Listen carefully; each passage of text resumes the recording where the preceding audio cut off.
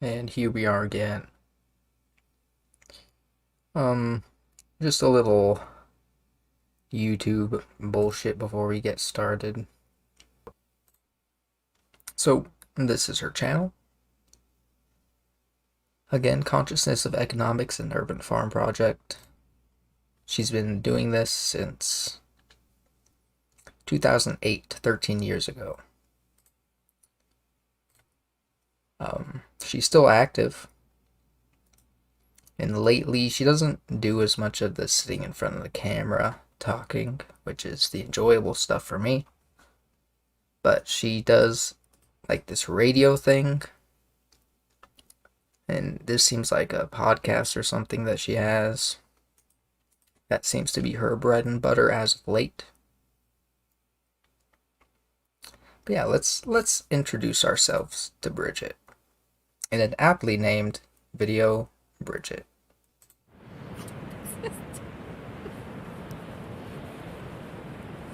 That's kind of funny.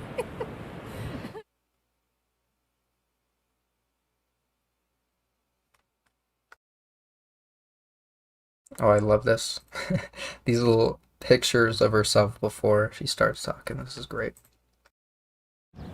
My objectives: to work one-on-one with people personally to build the four cornerstones of every foundation: mentally, emotionally, physically, and spiritually. The four cornerstones of every foundation. I mean, of every foundation, I think there are. I mean, what about science? What about economics? What about, there's definitely more foundational things that you could be talking about. Emotionally, physically, and spiritually. I mean, these are the foundations of a human being, maybe. But can't say they're every foundation, lady. Consulting for existing business and startups in alternative markets.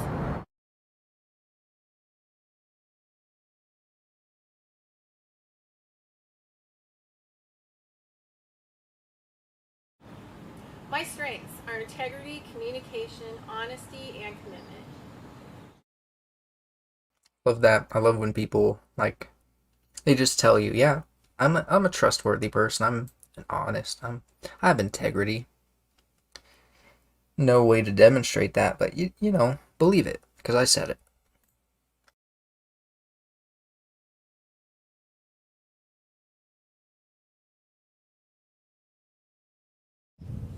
My role. My role on planet Earth is to teach and educate people and community about being conscious and awakening deep levels of consciousness based in the observer, with applied action in the moment to create the life so that we all can live together peacefully on this planet. Oh, this is a good part. Okay, her background, lineage of shaman level healer. So, yeah, since before age 4, she's been indoctrinated with this shit by her family members. You know, knowing that, I kind of feel bad for her, but I mean, she's her own person at the age of when she turns 18, right? She can make her own decisions at that point. She doesn't need to buy into all this shit. So, at that point, I can't feel bad for her at all. But we also have educated in healing with energy, herbs, and working with animals. Yeah, she's one of these people that believes that, you just gotta believe that you're going to be healed, and then it'll happen. And if that doesn't work, we got some herbs for you. Extensive outdoor activity. I mean, I don't really know what that has to do with her businesses and whatnot. I studied with Lakota medicine woman, aka another bullshit energy herbs healer. Continues to focus on healing methodologies, and this is my favorite one, dimensional practices. No elaboration on that, just dimensional practices. I'd really like to know what dimensional, what other dimensions she's able to tap into. It's really interesting. Sorry, my mic says it's clipping, but I mean, I was trying out, like testing out before the stream. It seemed okay, so sorry if there's any audio issues. Yeah, dimensional practices. This is the kind of person we're dealing with. She believes that she can tap into other dimensions and communicate with the entities on the other side. She's on some Alex Jones shit. She's on some interdimensional baby raping demons shit. Yeah.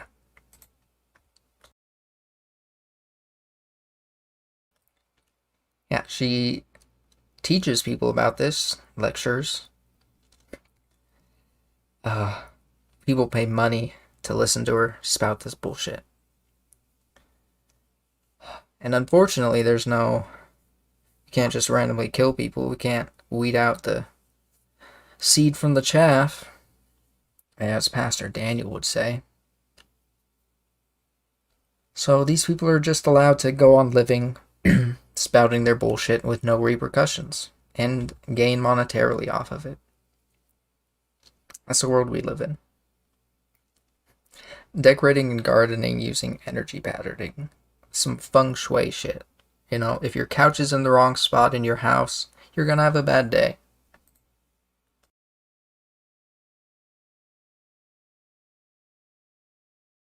Volunteerism. I don't know if that's a real ism, but you know, I'll let you think what you think.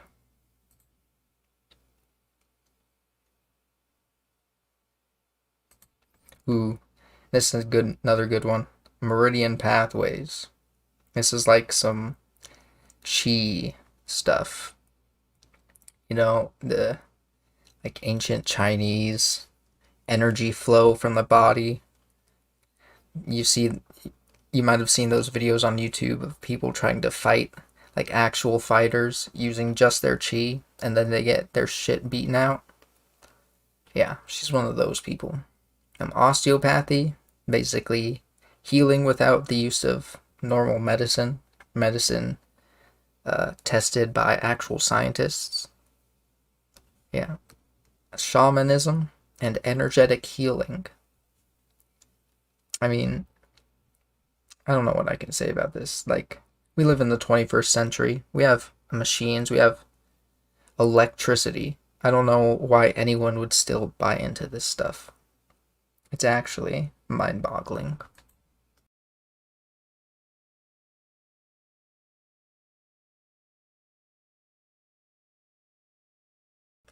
And yeah, she helps people with their businesses. Despite being insane, demonstrably insane, people trust her to write grants and help them with marketing, apparently. According to her, though. I mean, this is all according to her, so who knows how real this is.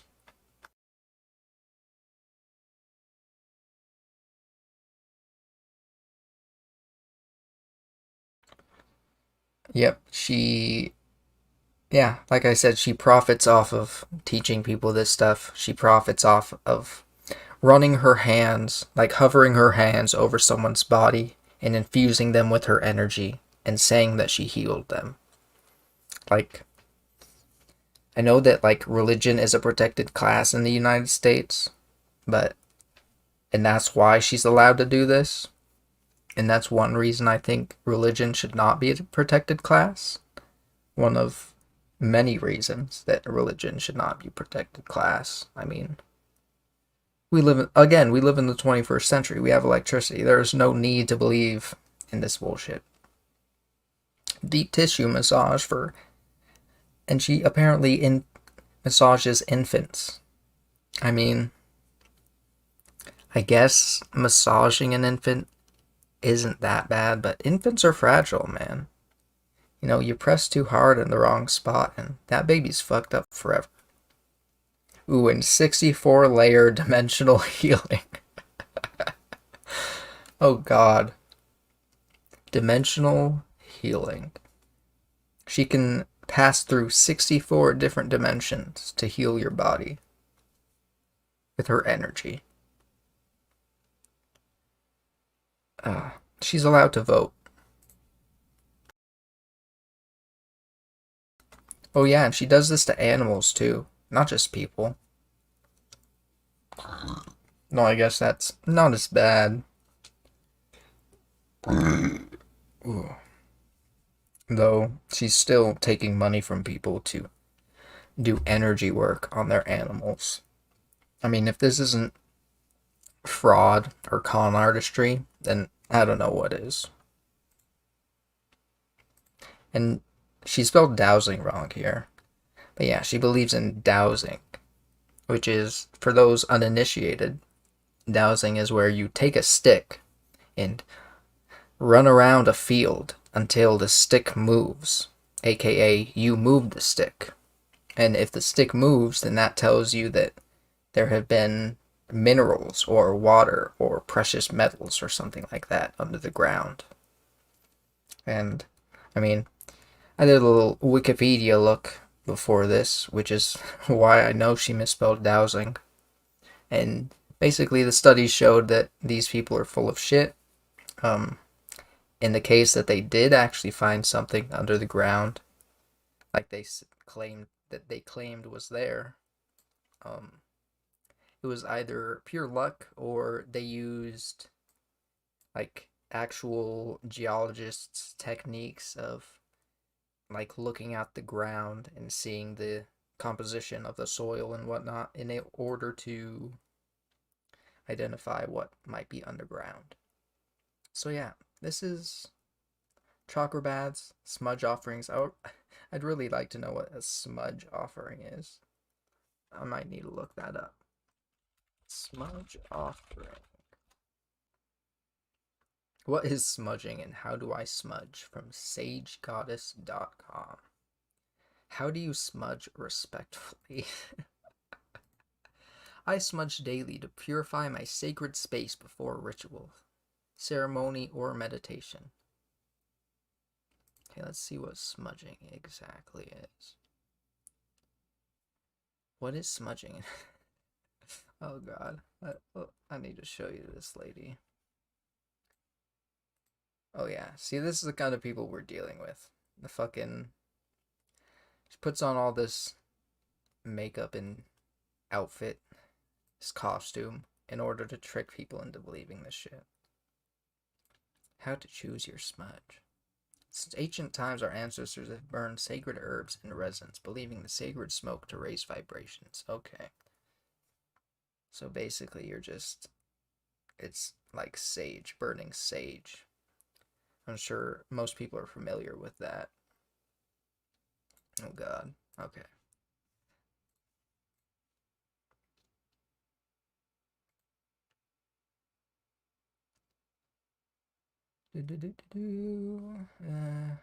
Mining company dashed for gold, platinum, gems, develop reports and map findings.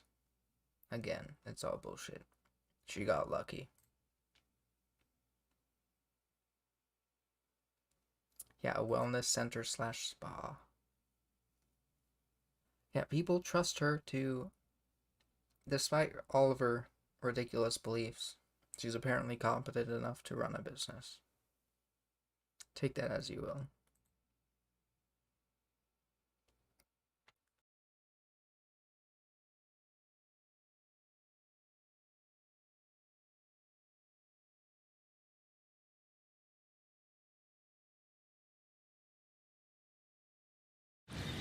I've spent the last 10 years building a business model for national wellness centers. I hope to launch this within the next 5 years. Translation: she's come up with a con artist guide on how to trick people and the government into allowing you to profit off of people's stupidity. My future projects include 10 children's books, written, completed, finished, and published, that deal with children from 1 to 6 in delta brainwave patterning. This will assist them later on in life. And there's no way you can refute that because it's later on in life and no one's going to follow up with that bullshit. Develop, build, and maintain a off-the-grid, eco-friendly guiding service and retreat center for people from all diversified backgrounds with diversified interests to learn more about their carbon footprint on the earth.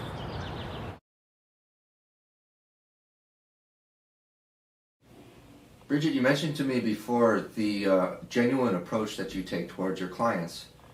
What is the importance of being real with your clients? The importance of being real with my clients is that they have to be able to see that that I am doing what I expect them to do. And maybe not expect, but helping them and assisting them to do, based in integrity.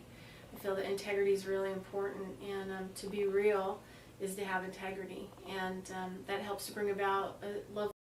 By the way, I'm drinking on a dark, smooth ale tonight. Get your drinks ready, boys.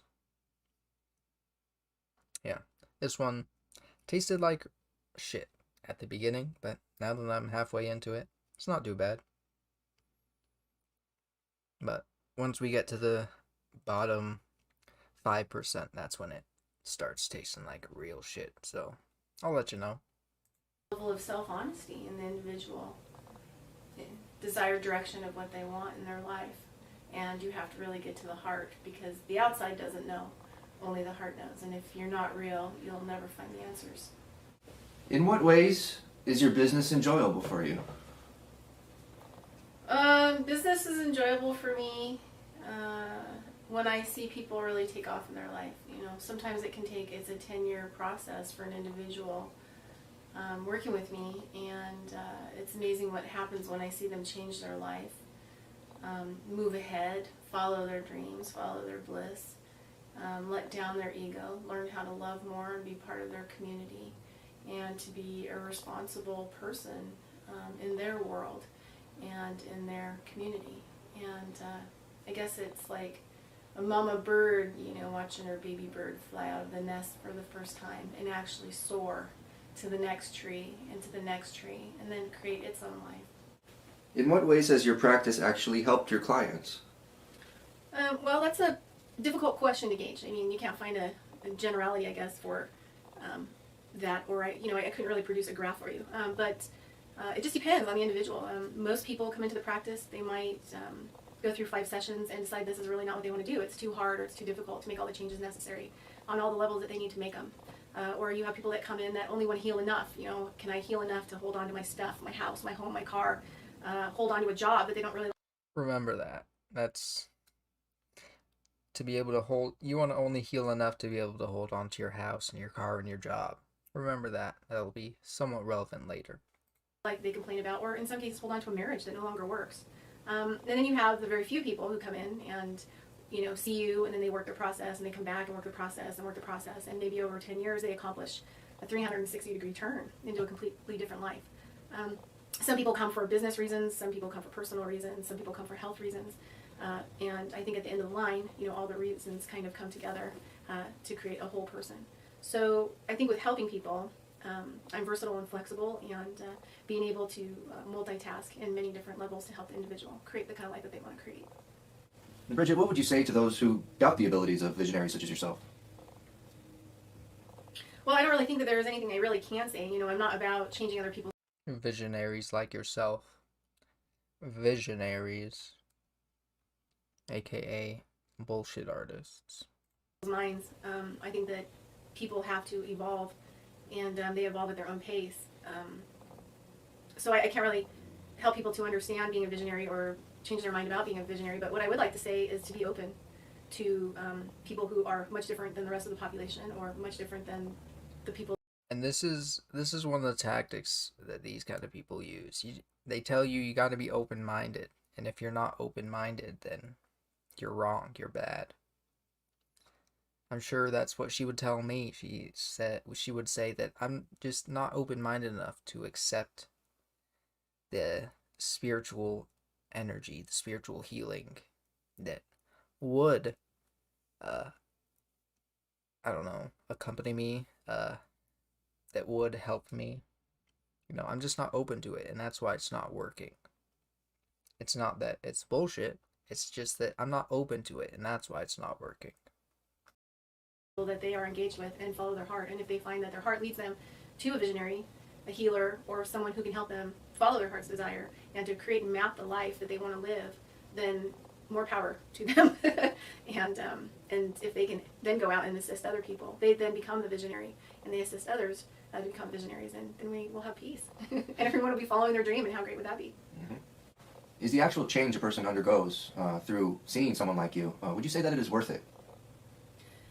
Well, change is a difficult beast. You know, change is the issue I think everybody's facing on this planet, and the reason why we have so many serious issues going on this planet is that people really should change. They need to change. Do they have to change? Probably not.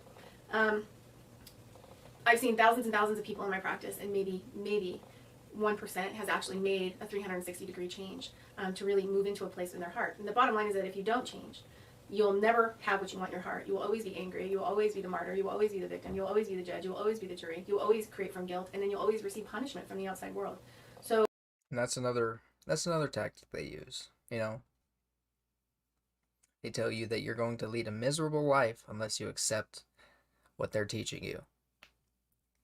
That you're going to be angry, like she just said. That you got to be the judge, jury, and executioner of your own life, which you do. That's exactly how it works in the real world. You have to judge people, you have to be the jury, and you have to execute people that, you know, don't allow you to live your life. I mean, I'm getting a little heated here. Not really heated, but irritated by this bullshit. I'll try to lighten up. So I guess, is the change worth it? To me, yes, because I don't see any other way. For me to want to exist on this planet, and my job is to help other people make the change. And at some level, is living out your heart's desire. I guess that's the question. Is your heart's desire worth the change? Living and having everything that you want based in your heart from a pure standpoint. And if the answer is yes, then by all means, it's worth it to seek out somebody like me. Thank you. Bridgette Dolgoff, ladies and gentlemen. This was the first video posted on her channel in February of 2008. She really believed she was going somewhere. But 708 subscribers later, and yeah, not much going on. But I must say, I do support this whole urban farming thing. You know, that is one good thing she's doing. I believe there's a lot of things that we as individuals can do to be more sustainable, relieve a lot of the stress in our lives through farming and like keeping a garden, maybe have a chicken coop, you know, don't have as much of a financial strain when it comes to food and whatnot, you know. So this is something I support. But then, you know, you bring in all of this spiritual healing and consciousness bullshit, and that's where you lose me. But we'll go into the next video. So yeah, like I said earlier, she has this radio thing that she does nowadays. I didn't really listen to this. I'm not sure if I want to go through an almost 2-hour video. But yeah, she is apparently, I guess this isn't really a radio thing, it's more of a podcast thing, because I highly doubt anyone is broadcasting this live. Yeah, they'd be a little crazy to do that. But maybe we'll give this a little bit of a listen. We'll speed it up a little bit. Oldest, I think, radio network on the net. Also, we are non-corporatized, so nobody tells us what to do. We tell ourselves what to do. Gratefully. Somebody's got to do Or sometimes, you know, we get little host wobbles and we tell each other what to do. But for the most part, you know, that's it. So yeah, so go check that out. We also have a shop and a store, and you can click on that on our website, Revolution Radio Freedom Subscribe. And these people always have a shop and a store. You know, they talk about being free, being, you know, doing spiritual healing and how the corporate world is bad. But, you know, they need to make money too, of course. You know, they need to live in this world, so you got to give them money, right? It's another one of the bullshit tactics they use. Get a shirt, a mug, whatever makes you feel good. And that's it. So that's what I've got for that. So how has your week been? Well, the week's been weird. Like the last 2 weeks have just been kind of intense. You said things are getting better astrologically at the end of the month, so I'm curious to know more about that. Like Yeah. anything technology and anything just. Well, I think, the thing is like, okay, so we've had retrograde for the last 2 weeks. We've got one more week for the Mercury retrograde. But also in the mix of it, we've had. I guess that's why I chose to keep this video in the top, because it demonstrates that she actually believes in astrology. She really does. The whatever in retrograde and all that bullshit. So she is in deep. These eclipses in Gemini, the solar eclipse and the lunar eclipse. And, I was listening to a guy that was talking a lot about, what Gemini represents. And it's not just two people, it's not just two parts. It represents a four-part being. And that, a lot of these eclipse energy was bringing, the Gemini darkness to the forefront, having to deal with, I don't know if I want to call it our shadow self, but I think dealing with a lot of stuff that we're not dealing with, right? And how that's kind of playing out in your life. I could see it because I got really, really sick. And then, I was having some severe kidney pain. So that went on for like about 15 days, but I mean, for like 7 days, I couldn't even get out of bed. It was so bad. And so why didn't you use your interdimensional healing to fix that? Why did it take 7 days? It's almost like you needed real medicine. Just kind of a mechanism of stopping, but it just wasn't a really good time to have any kind of stopping action because I'm, moving out of where I'm living. And she makes the excuse that because she was moving, that it wasn't a good time to go through the healing process. The healing wouldn't work because she was too stressed with moving. Yeah. This lady's allowed to vote. Living, and I'm moving into my van because I really can't afford rent. I can't really afford anything. And, the whole COVID thing kind of destroyed a lot of organic like farming jobs. And, in the summer times I would go on land for 6 months and live and teach people how to grow food, build food productions and education and all of that other stuff. So it really kind of on some levels like just really wrecked everything. And then, with the powers that be are stealing all the unemployment, especially here in Nevada. The powers that be are stealing all of the unemployment. Did she really just say that? The powers that be, so she might be in the same boat as Pastor Daniel. I think she believes that there's some kind of shadow government. Actually, she probably believes that it's interdimensional baby raping demons. She's on some Alex Jones shit. So it just made it like super difficult. And I did file a legal notice, uploaded it to the unemployment, and then sent it to the AG, the governor, and then I emailed it to the other departments of the unemployment because I'm sick of it. I'm sick of, them not doing their job and getting things done. But anyway, so basically. I mean, are you unemployed? You're self-employed. You seem to be doing this podcast thing. You seem to be spending a lot of money to use Studio B. So, I don't know if you exactly deserve unemployment. You should be going out there and trying to earn revenue for your businesses. You say you have been doing this farming thing, and yeah, COVID might have disrupted that, but I'm sure there are a lot of people who would,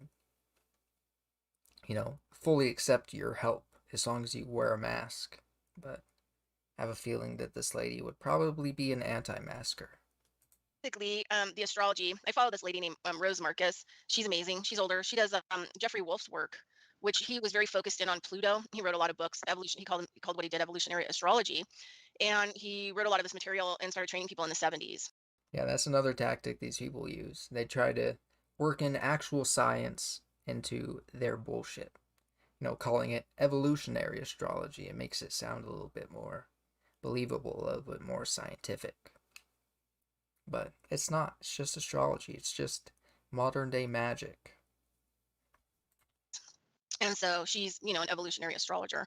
So this is from the so it's rosemarcus.com, but she puts out a a blurb, a monthly blurb about what's going on, and then she'll put out a little individual horoscopes for that. But so this is the end of the month. So it says the summer solstice, June 20th, begins a new season.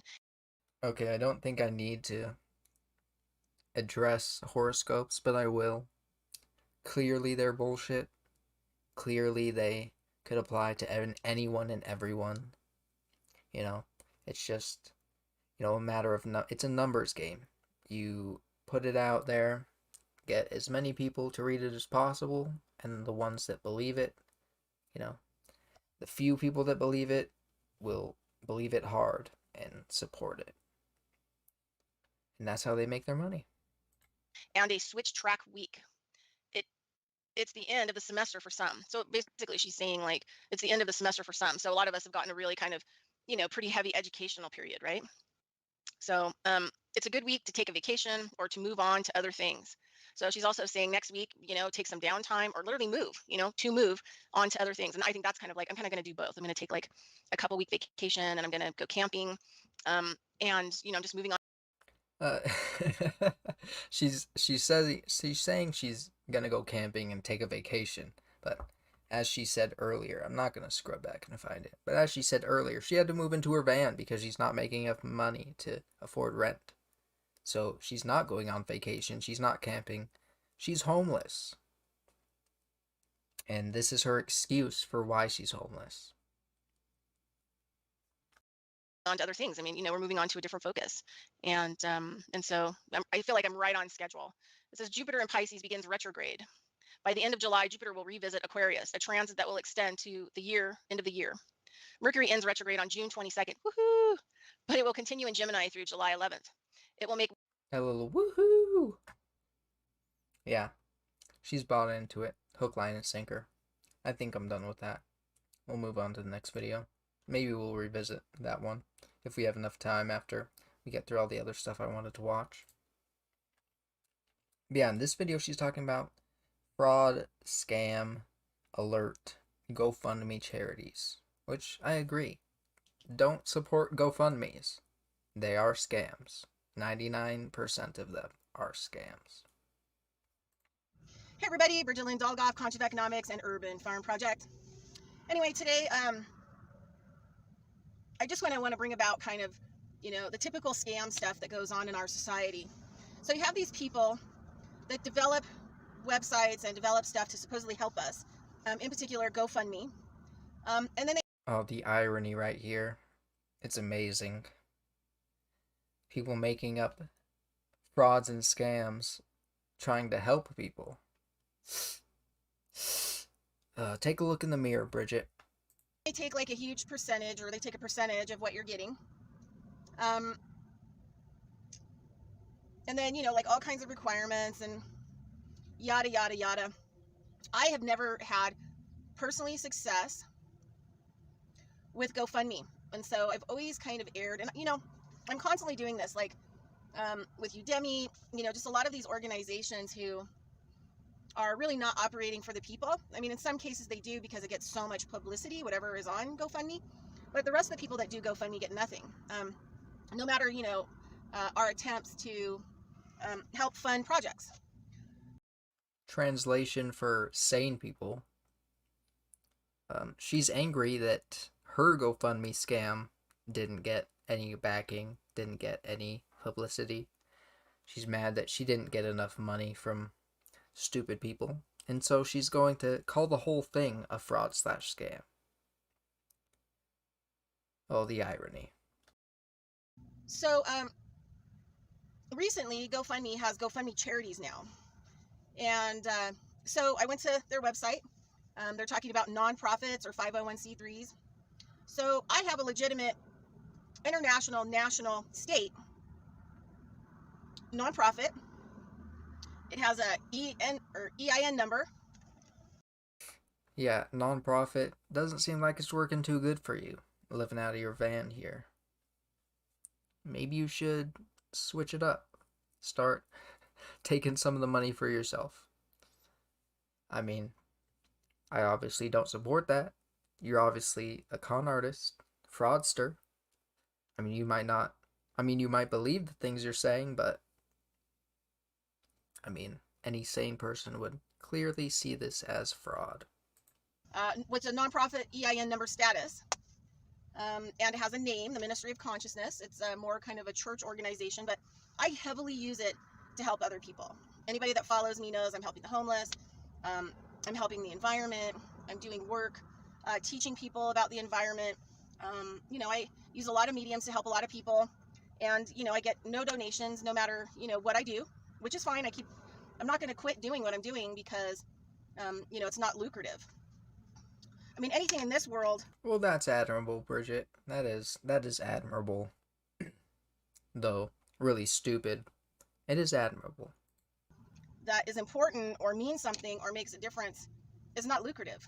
It's against lucrativity or whatever you want to call it.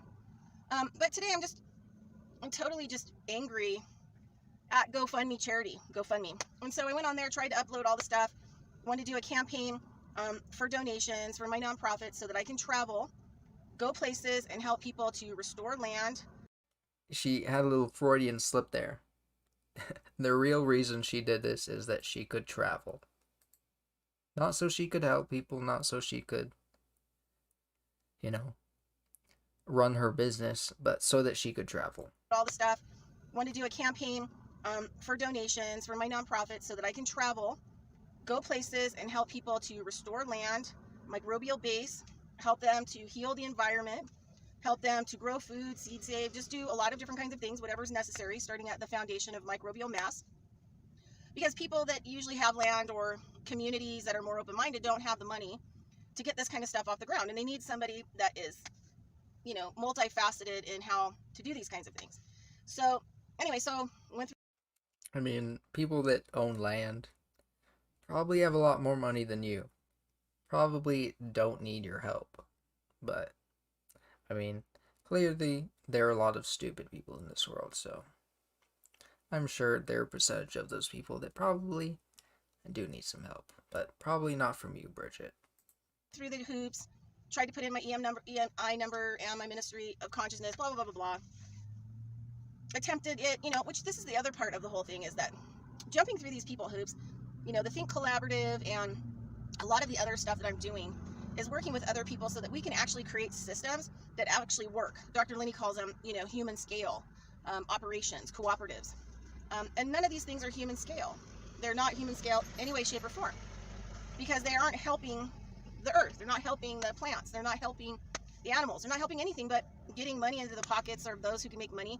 And then people that create these kind of operations, like GoFundMe, are not really catering to helping, because some people are allowed in and then some people are not. So this whole GoFundMe charity is like this cliquey scam operation where, you know, only these people are allowed in.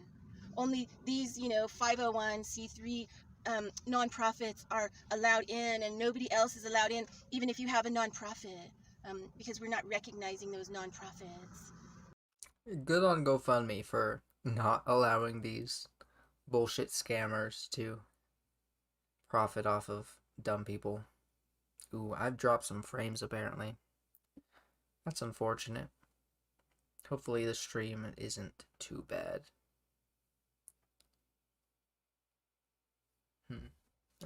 I mean, YouTube doesn't say I have done anything bad. It says my stream health is good, but whatever, you're probably not interested in that.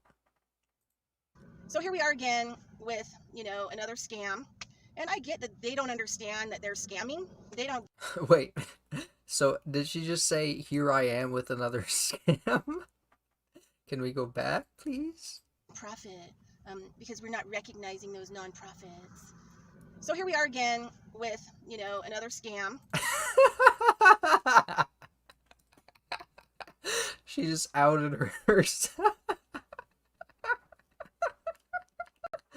Oh my god, she's talking. I'm sorry. Oh god, let me compose myself. one more time. 501c3 nonprofits are allowed in, and nobody else is allowed in, even if you have a nonprofit, because we're not recognizing those nonprofits. So here we are again with, you know, another scam.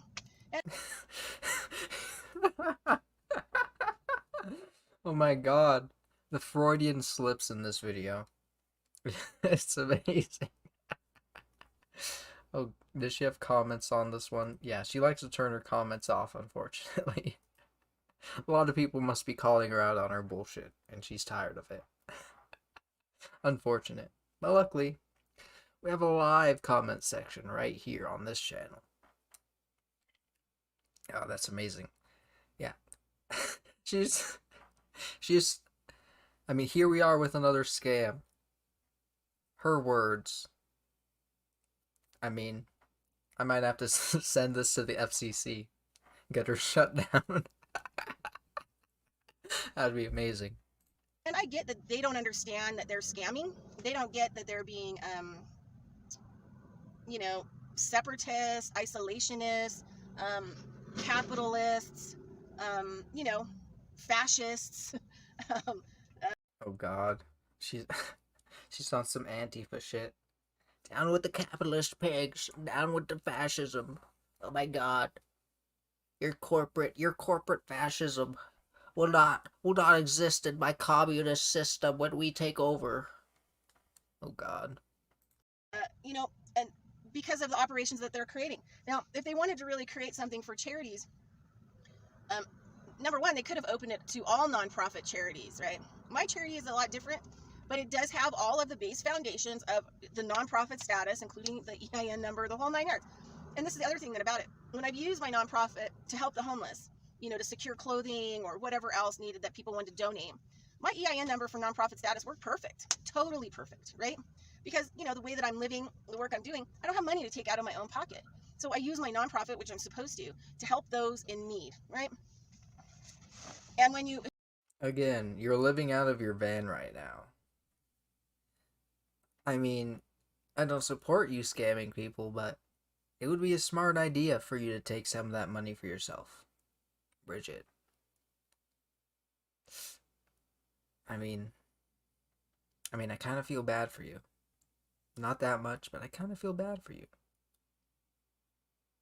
You could be living a happy life. You know, I mean, she has a dog too that she lives on the road with. I feel more sorry for that dog than I do her. That dog didn't have a choice in this. That dog has to live on the road with her. Has to live through truck stop, gas station, water. I feel bad for that dog. I really do. hit a bump in the road where people won't let you use your status to actually help those in need, that's a red flag. That company should be shut down. The government should investigate GoFundMe and GoFundMe charities because of this behavior. It should be completely 100%. Yeah, the government should probably investigate you too. Not gonna lie. I mean, the government should shut down all of this astrology, shaman, energy healing bullshit, but that will probably never happen. Because again, religion is a protected class. And if they really believe this stuff, then who are we to say that they're wrong? Well, we're sane individuals, for one. Or people who don't like seeing people throw their money away at energy healers and psychics. But you know, we're just not open-minded enough, of course. We're wrong for that. That shut down. Because it's not really doing what it's supposed to be doing, which is utilizing nonprofits to raise donations to actually help in whatever arena needs to be helped, right? Anyway, so I just kind of wanted to toss that out there. So investigate GoFundMe and GoFundMe charities because of this behavior. It should be completely 100% shut down because it's not really doing what it's supposed to be doing, which is utilizing nonprofits to raise donations to actually help in whatever arena needs to be helped, right? Translation: GoFundMe should be shut down because they allow other frauds, but not my fraud. Anyway, so I just kind of wanted to toss that out there. So I email GoFundMe charities and some guy or person named Red, you know, because they don't use their own names anymore. They use their like code name, my code name, for liability. What kind of code name is Rick? I mean, I wouldn't be surprised if Rick wasn't this actual person's name. It's probably not a person at all. It's probably a bot. But what kind of code name is Rick? Ability reasons, so that you can't sue that person directly, personally, for their information, and you can't sue the operation. I'm not going to call it an organization. It's an operation. And as far as I'm concerned, it's a government operation, and it should be treated that way by the public. So I contact them and say, look, your GoFundMe charities is not accepting my EIN number or recognizing, my nonprofit. And so I get an email back this morning that says something to the effect of, or yesterday, something to the effect of, please send us your, EIN number, the name of your nonprofit, blah, blah, blah. Well, I sent even more information than that. I sent them the kind of nonprofit it is, the name of it, the EIN number. And so this morning I get up and there's a email that basically says, well, yeah, we're only doing 501c3s. We're not doing at this time, other types of nonprofits. Actually, I had to read it 3 times because I was just like, well, doesn't the fact that it's a nonprofit and it has She had to read it 3 times. She probably couldn't comprehend the English on the page. Probably needs to go back to middle school. a nonprofit EIN number state the obvious? So you're a selective nonprofit? You're selecting nonprofit? No, like you said, they only accept a certain kind of nonprofit, and if you don't fall into that category, you're not getting accepted. Simple as that. I don't know how much more of this video I want to watch. How long is this? Almost 20 minutes. Yeah, it's kind of dragging on. She's not really saying much. So incredibly yum. Yeah, I had it paused at that moment so we could get some incredibly yums. I just love that line. Let's get it again. In some nice wet sand and just smelled so incredibly yum. It smelled so incredibly yums. Oh, I love that. Anyway, I got my laundry done. My little camp. And that's more of my little camp. Yeah, it's kind of exciting. But anyway. So again, like I said, or like she said, she's homeless. And so this is where she's currently living as of June 26th. I mean, again, I feel bad for her dog. Dog shouldn't be have to put through this bullshit. Probably, you don't see the dog in any of this video, and she says later that it's chilling in her car. It's probably overheating in there. I mean, hot Nevada sun. I'm not doxing her. She says she lives in Nevada. So yeah, I mean, yeah. I mean, if you can't take care of your dog properly, I mean, maybe this isn't quite as bad as some people. A dog allowed to roam free in the wild might not be as bad as someone abusing their dog or not properly feeding it and whatnot. But I still feel bad for the dog. It's more of my little camp. Yeah, it's kind of exciting. But anyway, I wanted to talk about maybe the letter. Oh, that's cold. The letter R. I want to talk about the letter R. Is she auditioning for a Sesame Street role? Today we're going to learn about the letter R. So nice. Jin's in the van taking a nap because her hips are a little bit sore because we've been, hiking in the mornings, and she thinks she's 5 and she tries to chase rabbits. So she passes out for most of the day, comes out for dinner. Yeah, she probably passes out because she's in the hot Nevada sun all day with no shade or relief from that heat. Yeah, I don't know. The dog thing is kind of pissing me off. Anyway, I was thinking about the letter R and how many interesting words that come from the letter R that are, I don't want to say like on the positive side, but are kind of like bridge words and words that help us to clean up and reactivate. But words that I was thinking about that start with R. So R being a 9 in numerology, which is the big picture, putting things together. Yeah, numerology.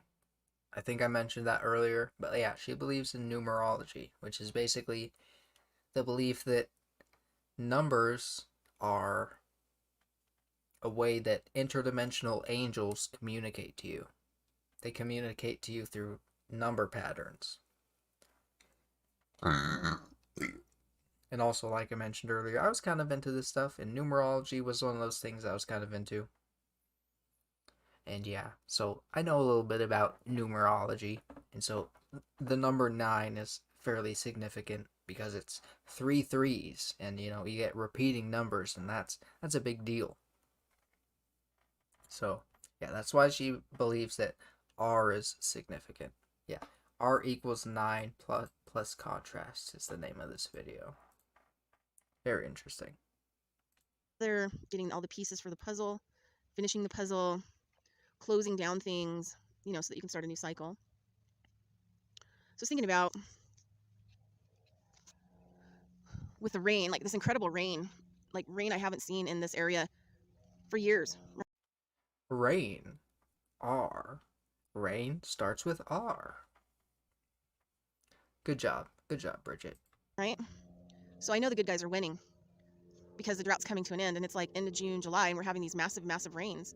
It was incredible. I mean, no lightning, no thunder, just rained all night. Started yesterday afternoon and just pounded. It was just amazing. Got a little plane going by. And so while I was out doing the dunes, I was thinking about all the words, like, it's interesting. Rain could be purification. It could be replenishing, restoration, like, here in the desert. You see how dry things are. Rain can also mean flooding, destruction, drowning, people dying.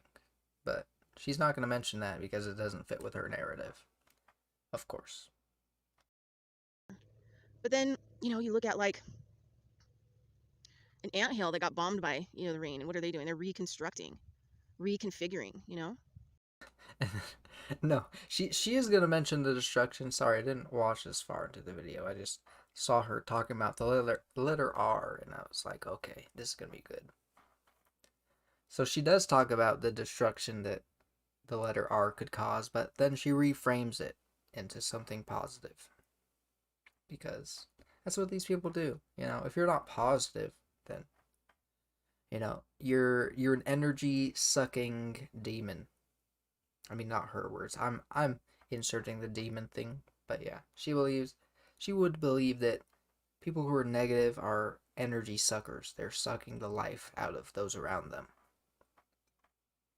Yeah. Amazing. So thinking about how interesting the word, letter R is, and how it plays into, the end of a cycle, reactivation, replenishing, reconfiguring, reconnecting, Retarded. reconstruction. But, rain, like I said, not for everybody, it's purifying. For the ants, it means that, everything got busted up and they have to get to work. Instead of finding food, they've got to do some major overhaul, some reconstruction. So it's interesting, like not one thing applies to everything across the board. And what feels, revitalizing, purifying, restorative, maybe to another being damaging, and have to put them through a period of going backwards and redoing, right? Refortifying, redoing. So I was thinking about that today. I was watching these big anthills, and they're not out searching for food because they're all busy doing the cleanup. And how, I think in modern society, we use language and words to indicate that that's the same thing for everybody, when the one experience may be good for someone and maybe bad for another. Maybe good for a person and bad for nature. Maybe good for nature, but bad for people. I was also thinking about how hard I've worked kind of since 2016, 90 to 100 hours a week, mostly not getting paid, but, trying to do all the things you do. Then why would you be working at whatever you're working at if you're not getting paid? Doesn't really sound like you're working. Sounds like you're... I don't even know. But you're clearly not working if you're not getting paid. I mean, we live in a capitalist society. That's how it works. Do when you're self-employed. Learn how to build websites, update websites, do blogs. Just, all the little bills you have to pay. And how time-consuming that all is, and you're trapped inside and you don't get out. And the thing about being outside that I love so much is contrast. I mean, since I've been homeless out here in the desert campground. Yeah, actually, she mentions her website here. I think we'll switch to that now because I'm sure that viewer retention as we drag on will get less and less. So let's look at a little excerpt from her website that I found.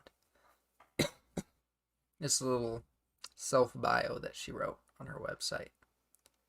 This is in the post talking about dealing with petty tyrants in the modern age as a sovereign. And no, I don't think she means like a sovereign citizen, like those people who believe that the law doesn't apply to them if they don't identify as an American citizen. I think she just means that because she believes in all the spiritual whatever, that she is sovereign, and that puts her above other people. Yeah. I mean, she talks about some abuse that she apparently faced in her life and completely doxes some people, which is really interesting. I mean, I'm not a big fan of doxing, obviously. It's something I've mentioned before in my other videos. So yeah, the fact that she's doxing these dudes, kind of yikes. But yeah, let's read this. Bridgette Lynn Dolgoff was born into the Russian bloodline. As if that matters. Apparently, the Russian bloodline must be significant in some way for her to mention that. She's born into the Russian bloodline, has been a lifetime student and practitioner of shamanism. She is a star child that was sent to Earth in the second grand wave. I'm going to look up what a grand wave is while I read this. Maybe not while I read this, because that's kind of impossible, but Bridgette walks and works in the multi-dimensional layers and specializes in her own formats, structures, and practices. For over 25 years, she has taught and facilitated energetic and structural medicine for humans, Earth, and all living beings. Bridgette is registered with the International Association of Medical Intuitive. Association of Medical Intuitive. I don't think that makes any sense. The Association of Medical Intuitive. Yeah, I don't know. That doesn't make sense to me. In 2006, Bridgette began consulting for corporate and political geared business with a focus on creating economical corporations. Bridgette became a full-scale activist and citizen lobbyist in her home state and nationally for food, alternative medicine, and environment in 2009. Bridgette is a sustainable biodynamic farmer, educating about our spiritual return back to Earth. She brings insights on how to work with the medicine of Earth and systems of recovery and restoration for the health of our bodies. So yeah, this lady doesn't believe in actual medicine that has been tested and proven to work. She believes in herbs and whatever the earth has to offer. So if you ever see Bridgette on the street, stay far away. She probably has the plague or malaria or some bullshit and will easily spread it to you. She brings insights on how to work with the medicine of Earth in systems of recovery and restoration for the health of our bodies, soil, water, air, plants, life, and animals. Bridgette builds and consults urban farms, individual family food production, and peri-urban community farms. Again, this is something I admire about her. This is something that's good. You know, I mean, I have a little isopod terrarium, and I use it to break down the waste that comes from my bearded dragon's food. You know, any extra bits that my bearded dragon leaves over, I feed it to my isopods, and it works great. And, you know, I think that's something that a lot more people could look into. If they had a little bug farm that they fed all of their food waste to, that's a way that we as, you know, a society could be more sustainable, reduce our carbon footprint. And I think that's admirable Fuck, I'm drinking too much. I'm feeling it now. I'm on that last 5% of my drink. And it's definitely making me feel some kind of way. She has traveled to build core food productions on off-grid land for other communities, on-site trading for those starting out. The Urban Farm Project is consulting and teaching on soil health for conservation and education of health and all living things through nutritionally dense food coming from the nutritionally dense soil, healthy soil. Oh God. She's trying to like trademark healthy soil. It's interesting. One of her long-term projects is to develop biodynamic farms to rehabilitate combat veterans into sustainable biodynamic farmers, creating a team to eventually travel to restore large land masses and bodies of water. Her offerings come in workshops, webinars, and classes, lecturing at events, consulting, counseling, hands-on building and development, hands-on healing in person or long distance. Yeah, see, okay. And then we get into the bullshit. She can apparently heal a person long distance. I mean, if that ain't fucking some con artistry, some profiting off stupid people, then I don't know what is. Being able to heal a person over long distance without ever meeting them in person, that's ridiculous. She makes handcrafted medicine for land, water, homes, property to healing, balance, and reset energies. And if you want to contact Bridgette, it's bridgette@gmail.com. So yeah, this is her self-described, this is her biography, basically, or autobiography, basically.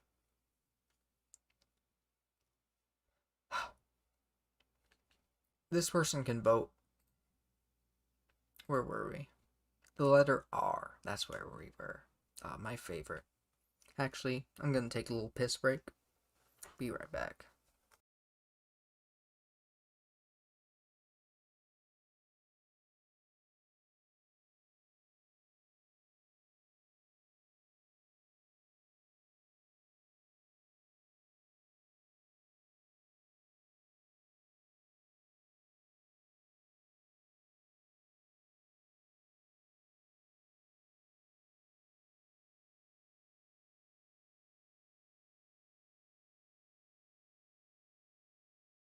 You see with the sleepwalking character that I've picked out is from Powerpuff Girls, if you're interested. Like I've had to deal with severe heat, no shade, then some shade, how to move things, moving things around my camp so my ice stays longer in my ice chest. So I have to monitor everything during the day. And then torrential rainstorm, full moon, that was really bright, a couple nights, keeping it awake. And yeah.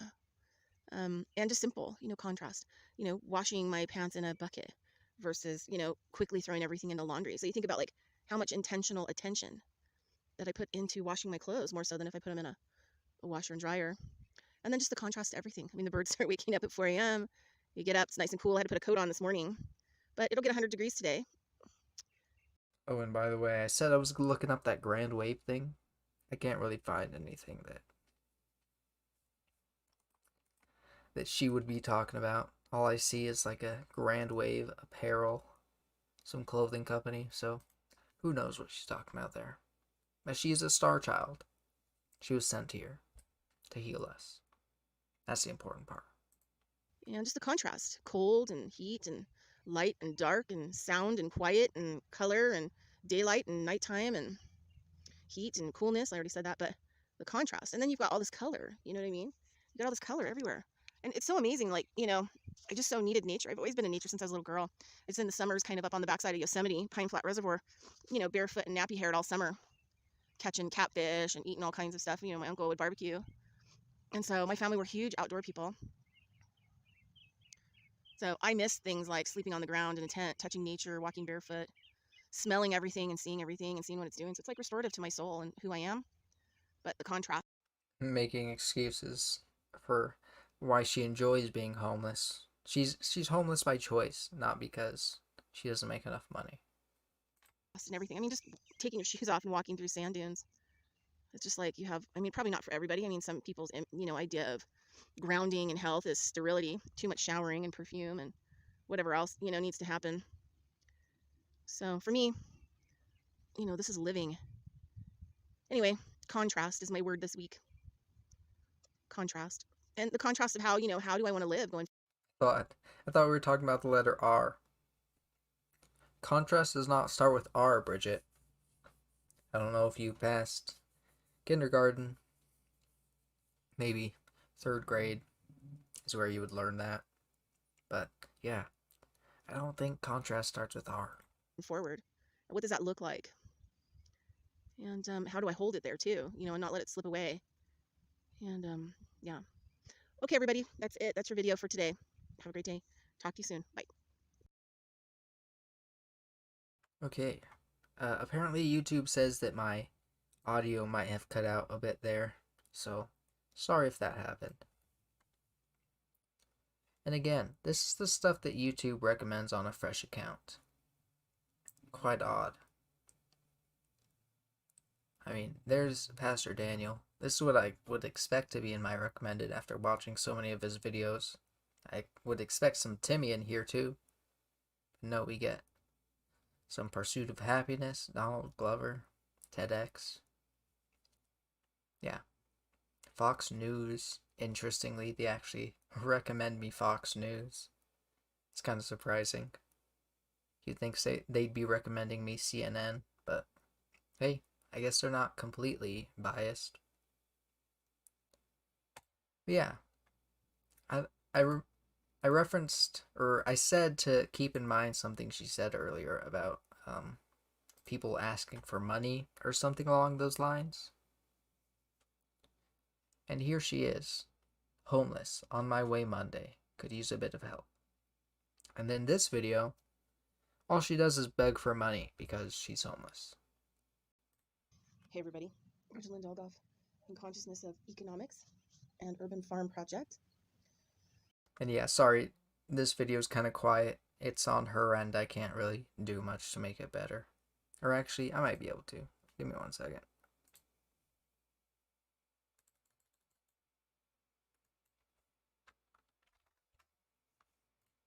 Anyway, I'm at the campground Okay, still, and outside of Reno, waiting for some things to come together so that I can leave on Monday. And I'm going to be headed, right now, it looks like I'm going to be headed to Northern California for 2 stops over the next month, I think. And for those that don't know, right now I'm on the homeless end, so I'm living in the campground. And this is a donation video. So if you have the time and can, you can donate. I have a Coinbase account under the Ministry of Consciousness Nevada at Gmail. And also, I have, I don't know if my Bitcoin commerce works on my website. Yeah, she's actually asking for Bitcoin right now. And I think she references Ethereum later in the video. I mean, if this isn't a scam, if this isn't a con artist, I don't know what is, man. Really. I mean, she's homeless. She has apparently her own business. She's self-employed, but she's not willing to go out and make money with that business that she owns. And so she's asking you, the viewer, or her 23 viewers, to donate to her.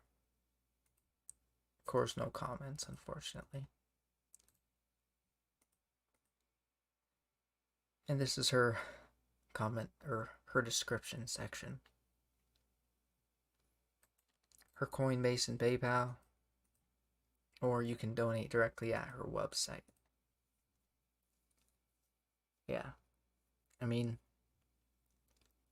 you know, I think a lot of people have been going through financial hardships in this COVID era, but very few people I think, have been begging for money on the internet, and those that do are clearly devoid of morals, because she's obviously not the only one struggling, and I think people stupid enough to buy into this stuff are probably also struggling.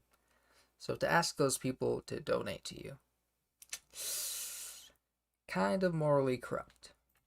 But you can try that. I've also got PayPal, so MOCN, PayPal, or Ministry of Consciousness at Gmail, PayPal.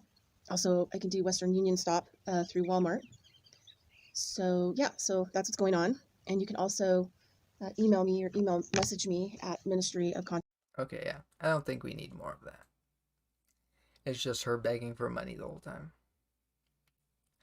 This video is titled Nothing is Real, and you see I have gone a little bit into this because she has a lot of rambling about her day-to-day life before she actually gets into the meat and potatoes of the video.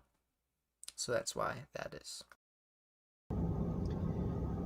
And I think a lot about, like MK Ultra and things of that nature, that, I have friends and I know people that were. Okay, MK Ultra, for the uninitiated, was a secret government, US government project where they tested the efficacy of psychics and remote viewing techniques. Psychics, these people who claim to be psychics, rather, told the government that they could basically go into a dream state, and in that dream they would be able to, a dream. They would be able to lucid dream, and in that dream they would be able to go to enemy outposts and look and locate information about the enemy. I mean, as I said, this was a government program because these people were full of shit. It was proven that they didn't actually do anything. They weren't knowledgeable about the enemy. They couldn't produce any actual results. And so, it's interesting that she references MK Ultra here, knowing that MK Ultra fell through due to the, lack of results. And yet she still believes that this kind of thing can actually happen. Were subject to that kind of stuff, but had no memory of it until, like a major event happened. And then it fractured those walls and those parameters that were put up.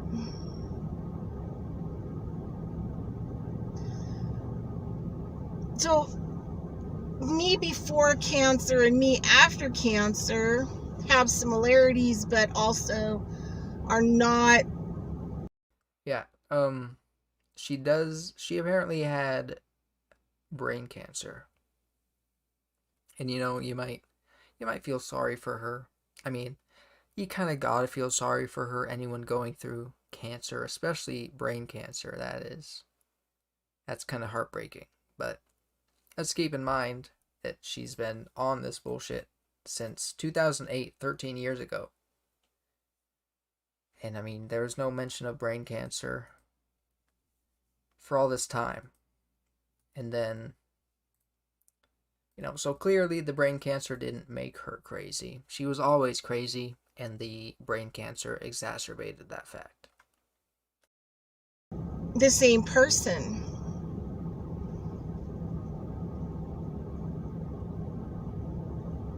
And, stuff that I've been dealing with since brain cancer, because it was so severe.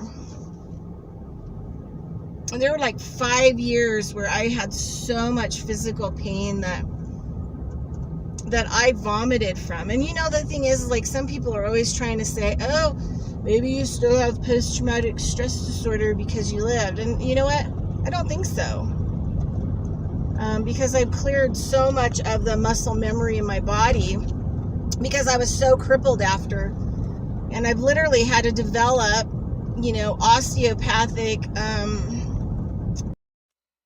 Osteopathic, aka non-actual medicinal cures for her, after effects of brain cancer. I mean, that's crazy to me.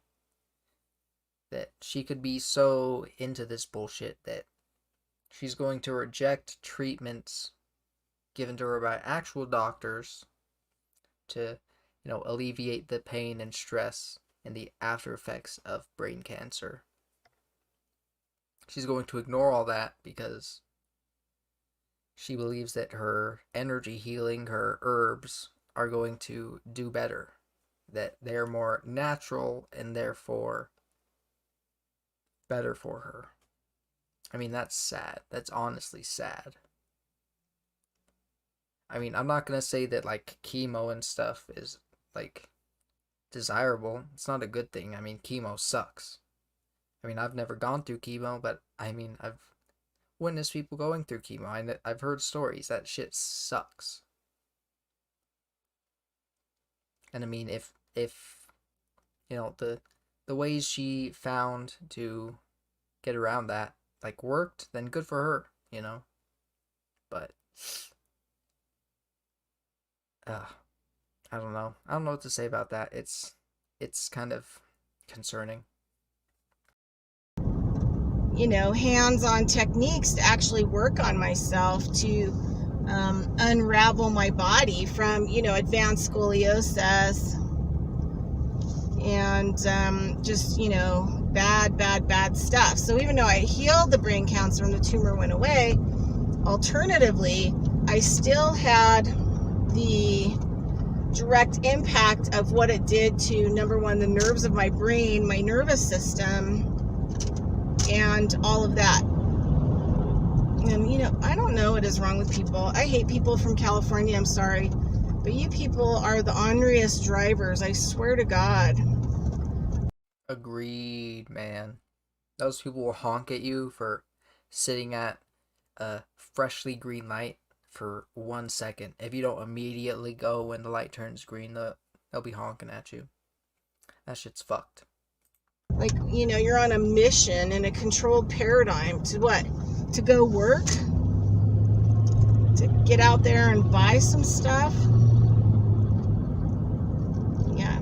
Go faster. The thing is in this reality, there is no marathon. In this reality, she's one of these people that believes that when she dies, her consciousness, her inner being, her spirit will go on living in some alternate dimension, in some alternate reality. And that this is just, one step in the process. I mean, there's nothing to refute that necessarily, but kind of concerning. Like I said with the Pastor Daniel thing, this is the kind of mindset that turns people into killers. That makes people suicidal. They believe that, this life has nothing to offer. They believe that, when they die, their soul will continue living. So, might as well just get this one over with. Might as well help some people get this one over with. Yeah, I don't know. It's concerning, to say the least. You can see all these people. And I'm doing a little bit more than the speed limit, and you have these people that are just passing you. And it's Saturday. It's so predatorial. Everybody's a predator. So anyway,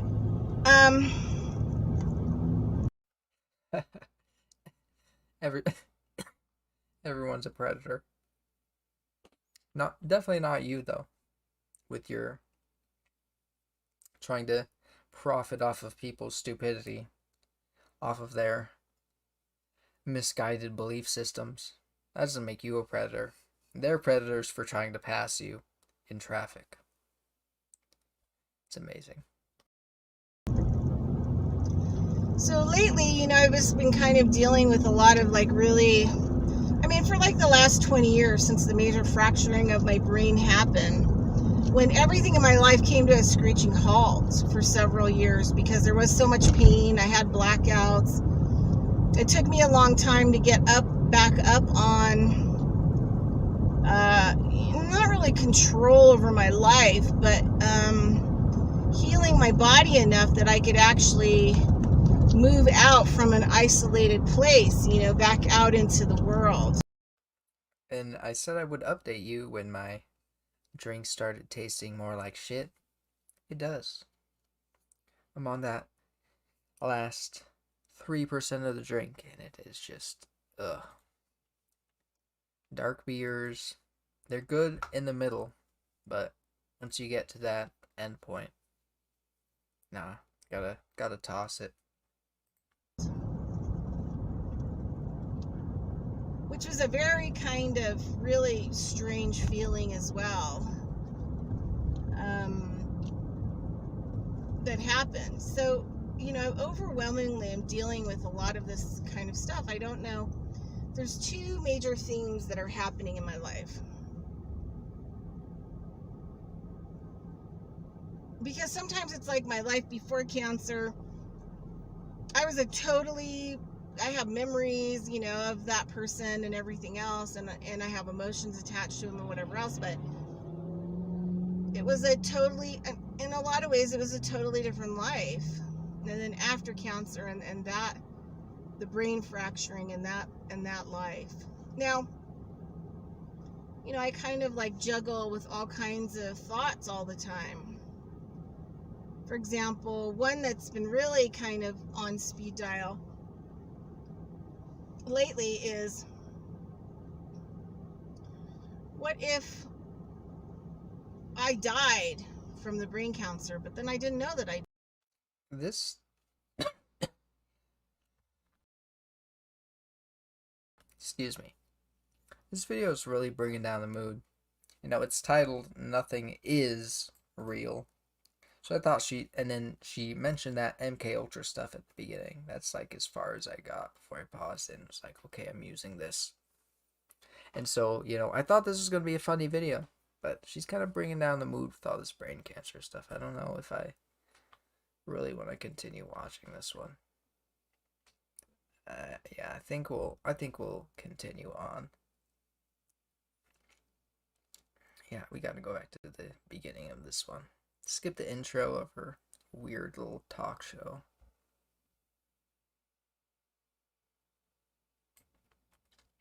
Alright, yeah.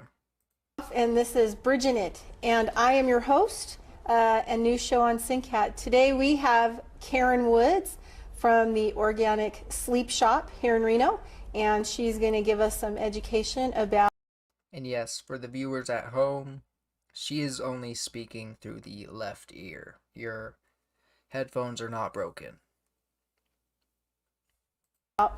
Mattresses and the bad ones and the good ones. And Karen, welcome.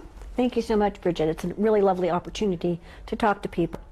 Good. Well, how about you give us a history Absolutely. of your show? I mean, of your shop? Your business? We've been in business about 2.5 years. My husband Dave and I are partners, and we work together. After 43 years of marriage, it's nice to be able to agree on something. We believe in the products we sell, and our tagline is naturally safe sleep. And we accomplish this through a lot of different ways. But our experience has been a lot of retail, marketing, etc. I've been in the furniture mattress industry for over 25 years. And I think I poisoned a...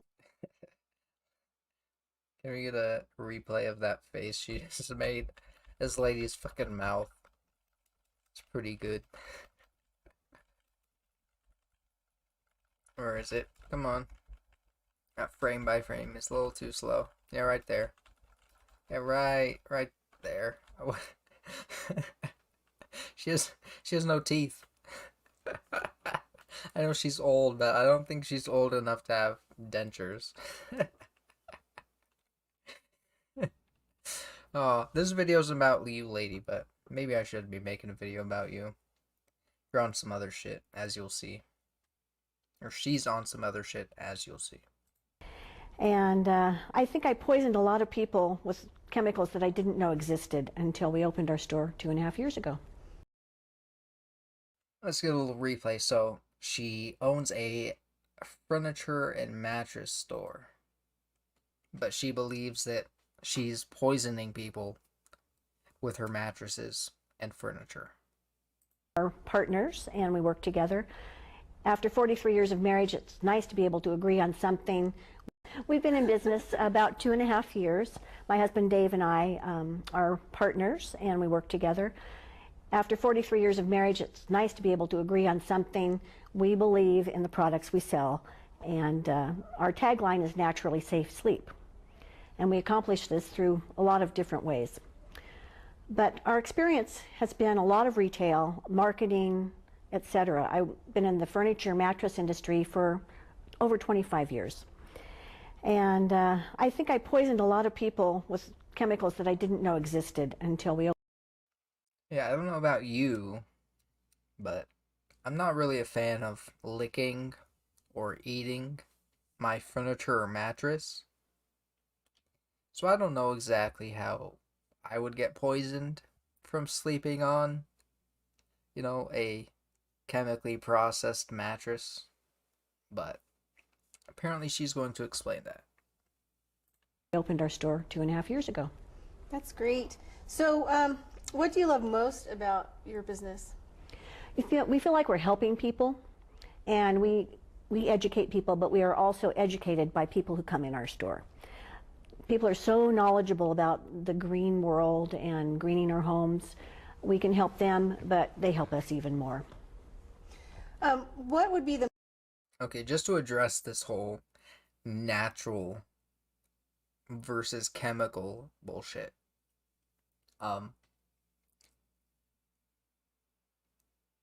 These people believe that if it doesn't come out of the ground, if it isn't grown out of the ground and barely processed, if it can only be processed in a very basic way, and if it's not, then it is unnatural and unsafe.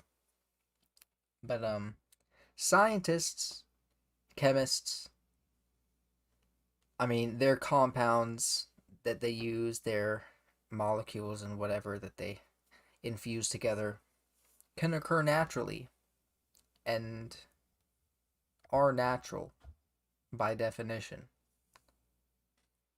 Just because it was processed in a lab, synthesized through chemical processes, doesn't mean that it's unnatural. It just means that it wasn't grown out of the ground. And that's another one of the bullshit tactics that these kind of holistic healers use to fool people into believing that their way is the only way, and that anything that is produced through science and actual tested research chemistry is unsafe. The most important point within choosing a bed for an adult, also a kid, and possibly an animal? That's great you brought up animals. There are products, eco-friendly, organic products for animals. And people love their dogs and cats sometimes more than their mother-in-law. So we do have a lot. And a little addendum to that. The only unsafe chemical process or whatnot is plastic. Plastic is the only thing really that is unsafe for us to consume, to inhale, to process, to burn. If you inhale, there are a lot of other inhalants and other gases that if you inhale, you'll die. You want to talk about natural medicine, eco-friendly bullshit. There's lots of naturally occurring gases that will kill you, naturally occurring substances that will kill you. So, this claim that, natural is the only way is fucking bullshit. And you should be skeptical of anyone who tries to, push a product on you with that as their selling point. A lot of people getting products made with organic cotton and latex for animals. However, we do sell more to people, And with adults, we're really concerned about comfort and support because that's what good sleep is all about. We have products that achieve that, and I brought some of them today, and I'll go through that. Our main concern is relief from chemicals in the home. We're exposed to so many in carpets, cabinets, flooring. Just the best you can do is get something clean to sleep on because your face is right next to it, and you won't absorb toxins at a cellular level. So what kind of Toxins. This is one of the talking points that these people use. Toxins. Anything that is not naturally occurring, anything synthesized in a lab is a toxin and should be avoided because it will kill you or harm you. I mean, I've already addressed this. I don't think I need to say more, but this is just fucking insane. toxins are predominant in the regular mattresses that we find in other avenues or stores, like I guess on average the normal store that we would go to? Mm-hmm. Well, number one, before 2005, PBDEs were in almost all furniture and mattresses, and those are brominated chemicals that we absorb at a cellular level and we never slough off. They have been outlawed. But unfortunately, if you have a bed that's made before 2005, which most of us do, it very likely has that toxic chemical. California outlawed them first, I believe in 2003, and then the nation followed suit. So that's one. I mean, again, there are naturally occurring substances and quote-unquote chemicals that can harm you. So, obviously what this lady is saying is bullshit because they're clearly completely safe chemicals and synthesized chemical products that are completely safe for you. But if it doesn't grow out of the ground, if it can't be processed with minimal, if there isn't minimal processing, then it's not natural, it's not safe for humans or living things, and should be avoided. Thing to be concerned about. Since then, we have other chemicals to replace the PBDEs, and those include flame retardant. She says, notice how she says other chemicals, and then Bridgette looks at her. She gives her a little look right there. The PBDEs, and those include flame retardants with acetone, formaldehyde, to replace the PBD. One thing to be concerned about. Since then, we have other chemicals to replace the PBDEs, and those include. That little glare Bridgette gives her. I almost called her Karen. I mean, she is a holistic healer, natural Karen. If you're not into that holistic healing, natural bullshit, she'll probably go Karen on your ass. But yeah, you see, she gave her that little look like, ooh, you're not supporting the narrative. You're not buying into the story we're selling. You might turn people off if you use that word chemicals. But I mean, at least this lady's being somewhat honest when she says that. First, I believe in 2003, and then the nation followed suit. So that's one thing to be concerned about.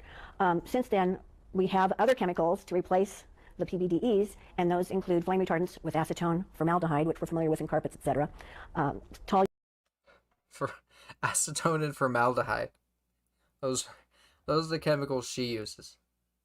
I don't know about you, but if I huffed enough acetone, I'd probably be fucking dead. So, yeah, it just goes to show that these people don't know what the fuck they're talking about. Toluene, benzene, really bad stuff. So we only allow certain flame retardants in our store or natural wool in our store as a flame retardant. So as the bed, I guess, basically like the chemical. Did she just say natural wool is a flame retardant? I don't know about you, but I don't think wool is very flame retardant. Or natural wool in our store as a flame retardant. So as the bed, I guess, basically like the chemicals would worsen over time as the beds break down as well? You know, it's interesting. I always used to think when I was working for other people that once the odor was gone, because I'm sure we've all had that new car smell in furniture and mattresses, I thought once that was gone that the off-gassing was done. But it does continue on, and as it deteriorates, it is more toxic. And is there ever a point that it actually stops? It's more toxic as the noticeable smell is dissipated. I mean, clearly this woman is not well versed in any kind of medical science and any kind of chemistry. I highly doubt that what she said is actually true. Only if you have an organic product that's going to go to landfill and decompose. Oh, so Only if you have a natural product, then is it safe. Only.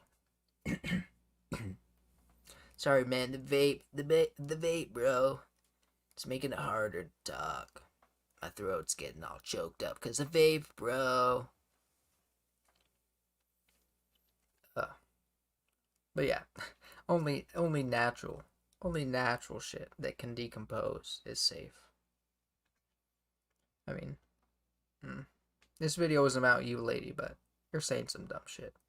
only if you get rid of your mattress is the only thing. Even then, if it's polyurethane, petrochemicals, it's still going to off-gas in landfill.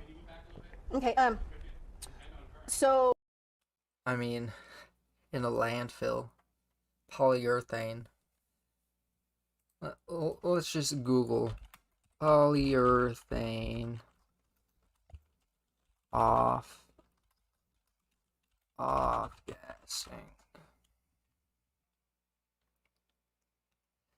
Let's see, the initial curing time of the polyurethane, blah blah blah, The polyurethane will off-gas for longer than the cure time due to the chemicals being released from the wood finishing way after its initial application. I mean, yeah, it's not necessarily a surprise, but to claim that the polyurethane will damage you after it is off-gassed, which is what she's doing, you know, you might be convinced that she's spouting some good shit about polyurethane fumes right here, but she also believes that, you know, her mattresses, if you just lay down, have your face next to them, they will harm you in some way. You know, despite the fact that they've been sitting in a store for years, probably. can you go ahead and talk to us about your natural organic products that you guys have in your beds? Absolutely. Organic is, of course, the best way to go, and there's some wonderful products. I brought 3 samples of wool. This is such beautiful stuff, and the organic manufacturers actually, I believe, know the names of the sheep this comes from. This is the raw wool after it's been cleaned, and it's kind of clumpy. She knows the names of the sheep that this has come off of, guys. That's how you know it's good. If you can name the sheep that your wool has come off of, then you know it's some good quality shit. If you can't name the wool, if you can't name the sheep that the wool has come off of, probably shouldn't trust it. I wouldn't really want to sleep on it. And then it goes through a couple of processes to be used in the mattresses. So that's the raw wool, and it feels a little stiff. Then we go to carded wool, which has a really nice hand. You'll find this in pillows with an organic cotton cover, and it's really lovely stuff. What kind of wool was that? This is carded wool, so it's been refined somewhat. Okay, so this is still pretty raw. That's the raw wool. So it's been processed. Despite it needing to be natural and organic, they still process it. Yeah, and you can see it's a lot lumpier. Still has like stuff from the animal. Exactly, you fur can in tell it. it's the real deal. And then it's much cleaner as it comes out and is carded, etc. Now, as far as flame retardants, wool is a great natural flame retardant. When you, to pass a test for the national laws for flame retardancy, they hold a blowtorch on a mattress for 70 seconds. And a fire has to fold in on itself and not expand rapidly to pass that test. It takes a lot to make that happen, to have it resist the fire. And once you get into a garneted wool, this is what acts as a flame retardant in most of our organic beds. It actually, as you light it, the flames reduce into themselves so the fire won't spread. And that's with a blowtorch for 70 seconds. I don't think most of us are going to experience that in our And house. what was this process called? It's called garneting. It's a big machine, and you can see it's much more dense. And that's usually the layer underneath the cover and just above the natural rubber latex or coils, etc. Yeah, I used to do a lot of search and rescue. I mean, a quick Google. Apparently, wool is a decent flame retardant. Though, I mean, like they say, it has to be very tightly woven and compacted for that to really be the case. I mean, I don't know about you, but that natural wool she was holding up seems pretty flammable to me. Like, look at how wispy that is. Yeah, that's pretty much the end of that video. I don't think I wanna. I mean, this is part 1 of 4. I think we got enough of that. And now we have extraterrestrials who were good to me in my early life. Yes, Bridgette believes that she was abducted by aliens. She's one of those people. And again, she can vote. She has a driver's license. She can drive on the same roads as us, despite her mental deficiencies. She's allowed to purchase a firearm. I mean, if that doesn't concern you, I don't know what would. But when I was a little girl, the first ETs, beings that abducted me, they abducted me for up until I was like 23. And then there was a shift, and about 23, I think, then I had some government fake UFO abductions. And after 23, the Greys started abducting me. And okay, she believes that she was abducted as a little girl until she was 23, and then after that, the government started doing fake UFO abductions on her.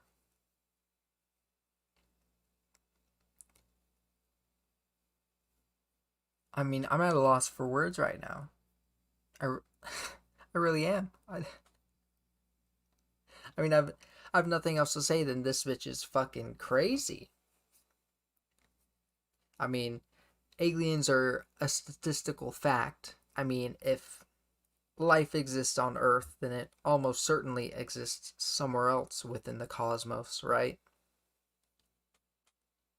But to believe that you were abducted for a period of years that she's claiming right here. I mean, let's go back a little bit. She says she was remember or stop long enough. What I did want to talk to you about is sometimes I remember things or I have discussions with other people. I've had so many things that have happened to me experience-wise in my life, and sometimes it's hard to remember or stop long enough to communicate it. But when I was a little girl, the first ETs, beings that abducted me. I mean, I don't want to be an asshole, but the reason you probably don't remember that is probably the brain cancer. I mean, like I said, I feel bad that happened to you, you know. Though it is a reality of life and it happens to people and you kind of gotta just accept it and deal with it. You know, it's unfortunate that happened to you. That you had to go through that. You know, cancer of any kind is a really scary thing. But brain cancer, that is, like, you know, that's the most extreme case, right? That being said, you know, you probably don't remember things that happened when you were younger because of that brain cancer. And so for you to attribute it to extraterrestrials, I mean, come on. Like, really. It's simply irresponsible for her to claim that her memory loss was due to alien probes rather than her cancer. They abducted me for up until I was like 23. And then there was a shift, and about 23, I think, then I had some government fake UFO abductions. And after 23, the Greys started abducting me. And so I've just had lots of different experiences. And sometimes the I wasn't abducted. Sometimes I had fourth kind. I mean, I guess it's all fourth kind. But I would have experiences where. Sorry, I didn't really catch what she said there. Was that fourth kind? What exactly does that? I wasn't abducted. Sometimes I had fourth kind. I mean, I guess it's all fourth kind. But I would have. What is fourth kind? What does she mean by that? The Fourth Kind was apparently a science fiction psychological thriller film directed by some dude. Let's see what it was about.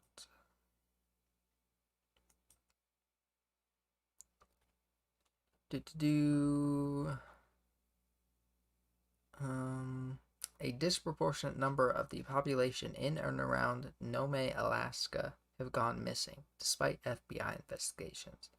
The disappearances remain a mystery. Well, if I had to guess, I mean, they live in Alaska. They probably just got too drunk and went out into the snow and were buried there by the fucking blizzards. Dr. Abigail Tyler, a psychologist, may be on the verge of blowing the unsolved cases wide open when during the course of treating her patients, she finds evidence of alien abductions. I mean, again, aliens are a statistical fact, right? And you can't necessarily rule out that alien abductions have happened. However, the amount of people that have claimed alien abductions seems, disproportionate to the... Well, I don't know about disproportionate. I mean, if I was an alien, I would probably abduct some super smart humans, not some random whack-doodle who believes in interdimensional energy healing, shamanism. I mean, if I was an alien, I'd be abducting the best of the best that the species has to offer, testing them. But I mean, maybe that's just me. Yeah, this fourth kind thing is basically just an alien thing. Experiences where they would be standing outside my window, or last summer, the first bird ET that I've seen was wearing a really nice coat and hat, trying to hide itself in the foliage in the woods, and was watching me, and I woke up and saw it, and I think I talked about that. She woke up and saw it. So she probably didn't wake up. She was probably dreaming that this happened, if I had to guess. And, the dream was so realistic and modeled the real world so well that she actually believed that it was a real experience. Experience in other videos. And sometimes I'm not sure what they're wanting. Sometimes I think there's information planted for triggers that will come later. And so I've seen a lot of different kind of, I just call them ETs. It's just easier. I would be an extraterrestrial to them. So, in all political correctness. But I just want to kind of talk about in all political correctness. We have to make sure we keep in mind the sensibilities of the aliens. We don't want to be, we don't want to hurt their feelings. We gotta refer to them as their scientific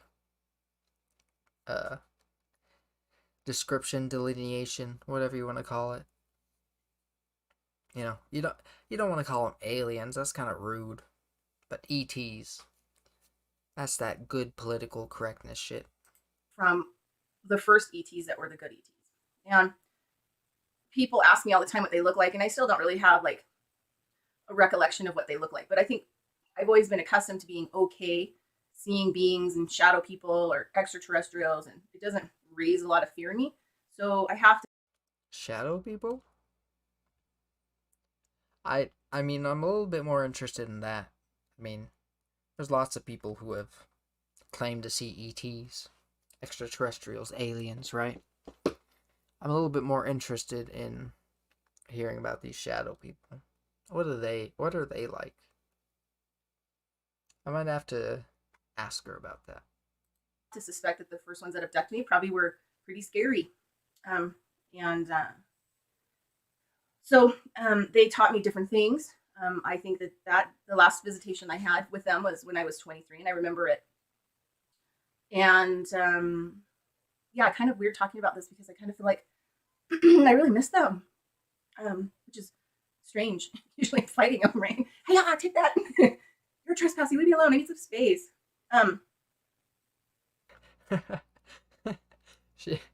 She wants to be all politically correct about these aliens, right? And then she claims that they're trespassing. You know, I don't know if that's exactly politically correct of you, you know? This is everyone's Earth, you know? If you're a living being, why don't they have the right to live here, right? Just like the liberals would say, why don't the legal aliens have the right to be here? You know, why are they trespassing? They're not trespassing. They're just, you know, they just didn't come through legal channels to enter the United States, right? But, you know, why should there be illegal channels, right? But yeah, so during the course of growing up, they taught me different things, and you know, I have connections with bees and wasps ever since I was little. Even though I got attacked by a hive this last summer. I've always had connections to bees and wasps. What do bees and wasps? Are bees and wasps aliens? Is that why they have their own little dance language? Is that why? Ooh, wait. YouTube says no data. Oh, wait. YouTube says excellent connection. YouTube, make up your mind. Yeah. I'm on a Wi-Fi connection, so might not be the best, but hopefully it's not too bad. But yeah, what the fuck? Bees and wasps, man. I mean, I get that it's fucking weird that they have their own little language through dancing or whatever. But you're claiming that they have some kind of connection to aliens? And got really sick. I really think that they were actually trying to help me because they could have killed me. They could have easily killed me, no problem. And again, reframing a clearly, you know, destructive, bad thing in her life to reframe it as a good, positive experience. You know, they could have killed me. They could have fucked me up more than they did. But, you know, gotta look at the bright side of things, right? I mean, sometimes you just gotta accept that life sucks. That, you know, animals and the wild is out to get you. It doesn't care whether you live or die. But no, you gotta stay positive, or else you'll fucking croak. But I think, you know, these extraterrestrials, I'm going to call it buggy. They may have been bug races, because they were very peaceful, non-dominant, caring, compassionate. Like I can remember my hand always. Yeah, so apparently she's describing these extraterrestrials as bug-like. I mean, I don't know about you, but the subconscious, the mind, will, you know, anthropomorphize things that, you know, are clearly just, you know, inanimate or, you know, non-conscious entities, beings, such as bugs. And so for her to claim that, you know, these extraterrestrials have some kind of bee or wasp or, you know, whatever genus those belong to, like like features. I mean, it's clearly her brain um playing tricks on her, trying to, I mean, I don't know. I'm a little too tipsy for this right now to be able to make a coherent point about this subject. But I digress. We'll let her talk. Is being held in a loving way, and them pointing things out and teaching me. And maybe that's where my love of nature comes from. And ever since I've been a little girl, I've always had these really crazy scenarios with bugs on this planet. I mean, crazy stuff will start happening. And even the people that are around in my vicinity, they'll totally notice bees, earwigs. One time when I was like 3 years old, I was standing on a red ant pile, and all the red ants had crawled all over me. And my dad said that he ran with me and threw me up on a tailgate and started, taking my clothes off and spraying me down with a hose. And he said there was not one bite. So I think my early ET contacts had a lot to do with the bug world. So also just a thing. So the native people, the men, when they... Sounds like you either got lucky or your dad was lying to you. Yeah, red ants are definitely not that nice. Do the fancy dancing, when they have that little doodad flicking on the top of their head. That's for antennas. Those little doodads on the top of their head are antennas. For the grass beings, the grass people, which...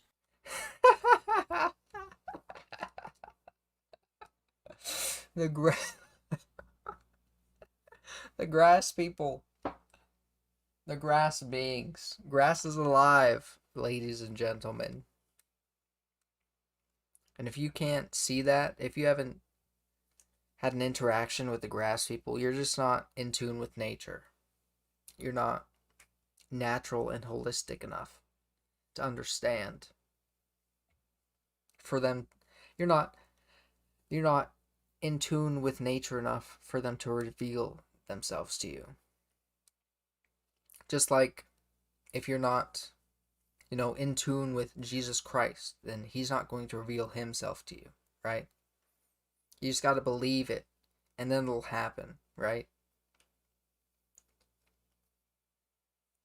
I mean, that's another one of the bullshit strategies these people use. You got to believe for it to happen. It won't happen unless you believe it. And that's ridiculous. That's bullshit. I mean, the fact that you have to accept some crazy otherworldly experience or belief system in order for it to happen to you. I mean, that's ridiculous. I mean, like, as I said in the Pastor Daniel stream, I was raised Christian and whatnot. I was raised to believe in Jesus. And so, as I was coming out of that, as I, realized that, hey, this isn't rational to believe in. I asked my mom, hey, what do you think happens?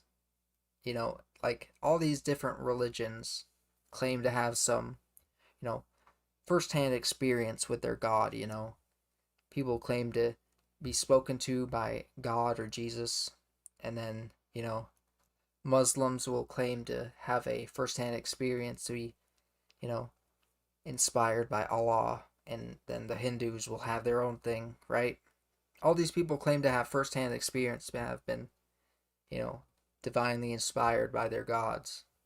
And I asked my mom, like, how do you explain that? Why would, if Jesus is the real one, then why would all these other people claim to have these firsthand experiences? And, she didn't really have an answer for me. She just said, maybe that the real God is trying to speak to them and inspire them to go the right way. Maybe that their belief systems are, or maybe, yes, maybe their belief systems are in line enough with the the ones that we believe, that Jesus Christ, maybe they're in line enough so that God is actually speaking to them and they're able to get that divinity despite not actually believing. Clearly I was like, okay, well, that's kind of bullshit, because, if Jesus or God or whatever is the real one, then why should these people that don't believe in it have the same experiences? And, these people don't have an answer for that. That's, I'm getting too into it. Is also in respect and honor to the plants, and also the insects have that little doodad doot, doot, doot, flicking on the top of their head. That's for the grass beings, the grass people, which is also in respect and honor to the plants and also the insects. People. So when they're doing that dance, they're doing it. That's why they do it so passionately, because they're doing it to activate magnetic energy and prayers, intention in a good way for those beings on this planet. And they would call them people, like the trees are the standing people, right? So they really consider them of equal value to themselves and or more important. Anyway, so because it's beautiful once you know that, right? Once you see that dancer out there and what he's dancing for. Probably some of the most important work on our planet. All right, this might be this might be a longer stream than the other one, so I gotta start on the second drink. Just a Coors Light. Oh yeah. Is from the native people. I think it's what's held this whole darn thing together. The ones that still held on to a lot of their ancient knowledge and utilized it. And now they're coming back and they're remembering and they're getting their technologies, their dance, their sounds, their drums, their songs back together to pull this planet back together. Okay, so I also have had 6 major head injuries in my life. Major concussions. The 2 happened to me 13 and older. I mean, I don't want to be mean. That's not true. I enjoy being mean. Those head injuries are probably why you believe in all this bullshit. And the fact that you can't put 2 and 2 together. I mean, yeah, you said you've had the head injuries and whatnot, but you're clearly somewhat of a rational thinker. You can apparently put together business models and whatnot, assist people in their financial doings. So clearly you're, at least somewhat competent. So the fact that you can't ascribe your crazy beliefs to these head injuries is clearly some kind of denial on your part, Bridgette. Kind of feel bad for you? Not really. Older were accidents. One was a motorcycle accident and one was a really serious car accident. And then I had 4 when I was young, one being birth trauma. Because I was so big, my mom was in labor for like 24 hours. And they had to use forceps. And they broke my collarbone on the right side to get my arm to hang down to be able to pull me out. So my mom thought I would have brain damage for my life because of the force and trauma. And I think that's a lot of why I do traditional osteopath medicine and work on small babies. Your mom thought you would have lasting head trauma, brain trauma, due to them pulling on your arm.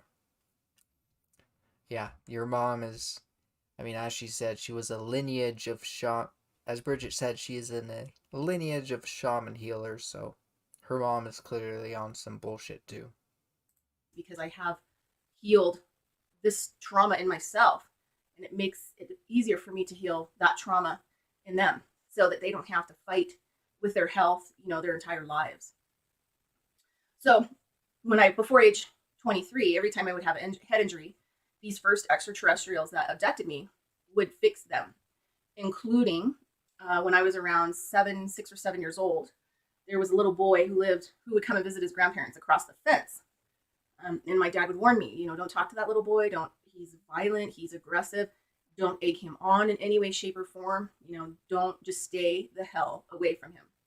And one day he was just calling me names, so I started calling him names back. I was done. And he threw what thought was like a rifle, squirt gun, but it was actually a full army rifle, and it came flying over the fence, you know, spiraling. And then the butt of it hit me like a crack that ran. Damn, that little kid has some good fucking aim. If he can throw a fucking long-barreled rifle at you over a fence and hit you in the fucking head with the butt of it, that's impressive. Should fucking play for the major leagues. I can still feel the crack. The crack goes from like up here down into here. You can see it if I rub it. So it cracked, tore the skin off, cracked open my whole skull, and my brain was hanging a little outside of the skull. Okay, that's that's some fucking bullshit. Unless you're a fucking infant with the soft skull that infants have, that's not gonna happen. Your skull your skull's not gonna crack wide open and reveal your brain so that your brain can fall out a little bit.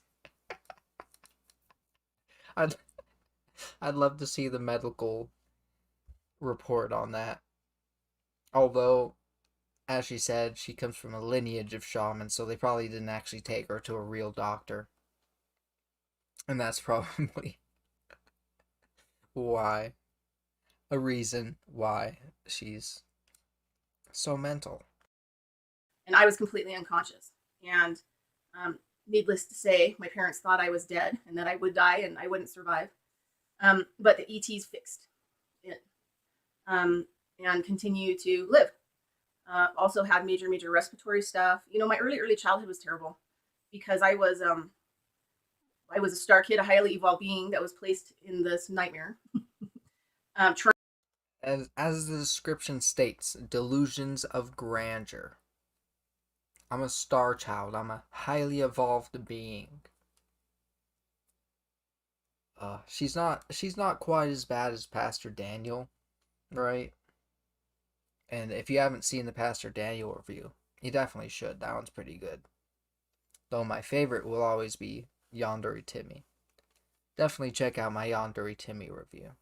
That is a hoot and a holler.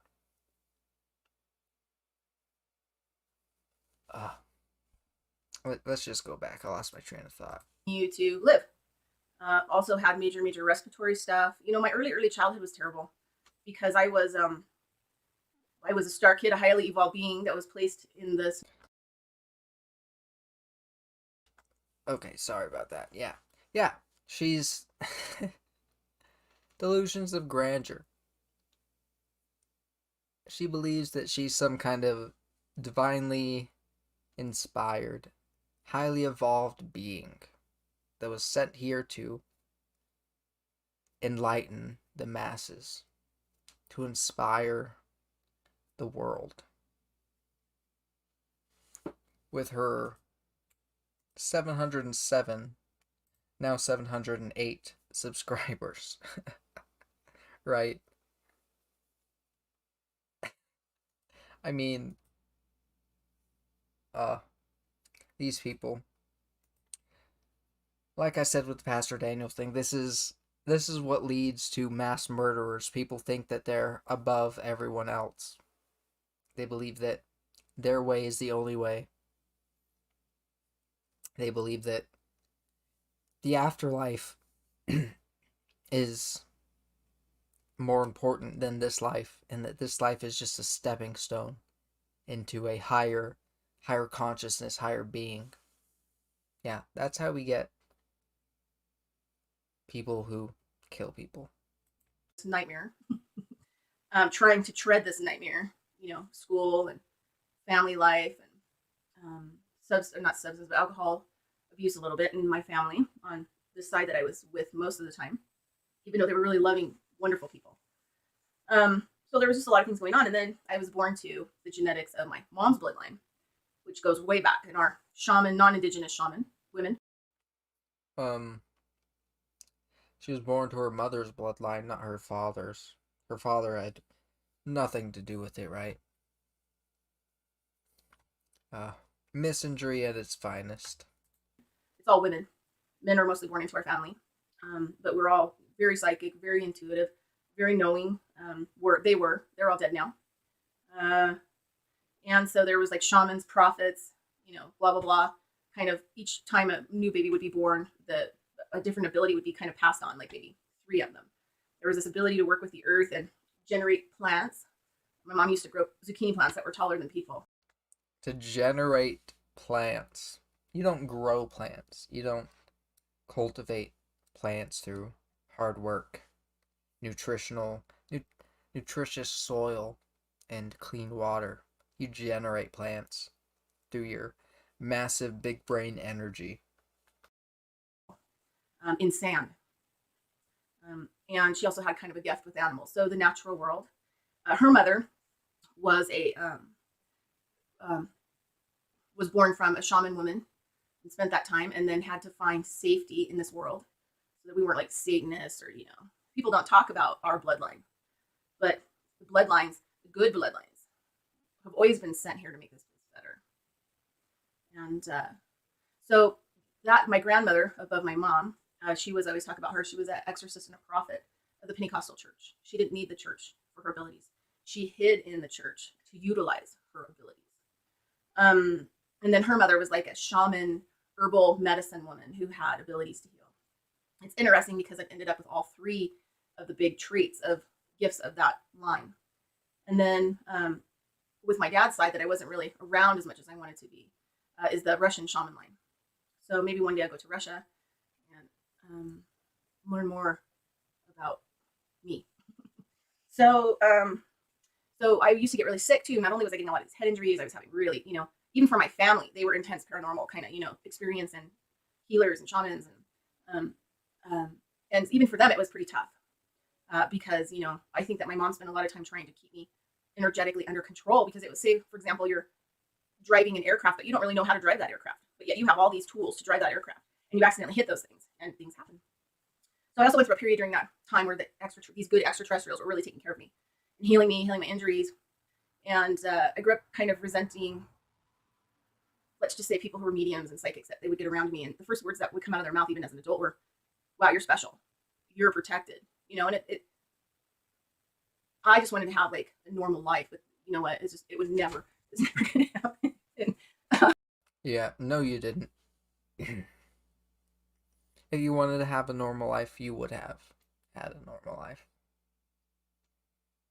I mean, I wanted to have a normal life after being indoctrinated as a Christian, and I did. I thought rationally about what was being taught to me and realized that it was bullshit. So, if you truly wanted to live that way, you could have, Bridgette. Because, yeah, it's not going to happen. So I ended up getting a really bad fever, and maybe twice, and was really 3 times, and I was really sick through between age 4 and 5. And after I got well, I almost died. I had serious pneumonia 3 times, and even the hospital told my parents to take me home because they didn't really have anything else to help me with. And during that whole year, I used to travel the atom highway, what I know today as being kind of atoms and molecules. But when I would get really sick when I was little, I would focus on something until like I had hawk vision and it went into like an atom or a molecule. And then I would leave and I would travel the atom highway.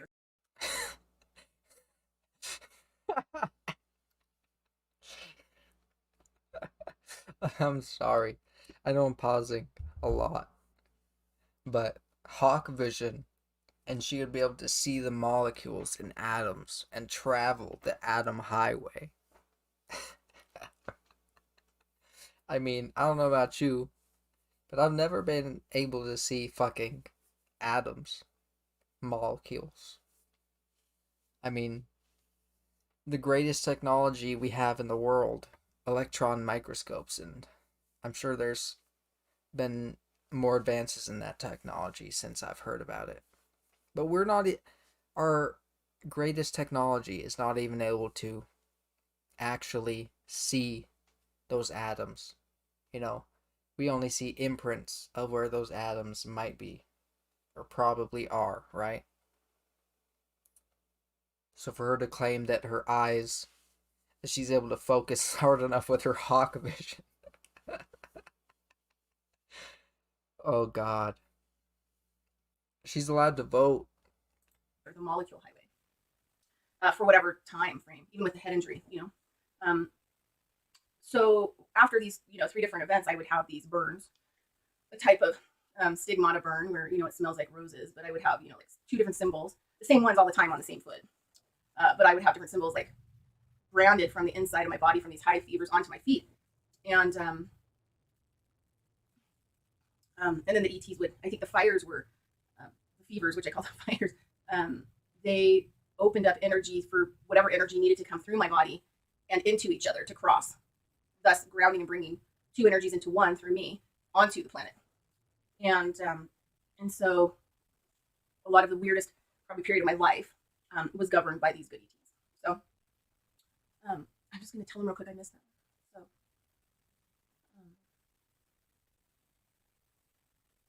okay, so I just want to tell you about the last experience that I had. They used to take me and they had this craft, and it had kind of a dip-shaped bottom, and I think that they opened doors, something like that, or it was a TV screen of what was below, like it could pick it up and then transfer it as an image.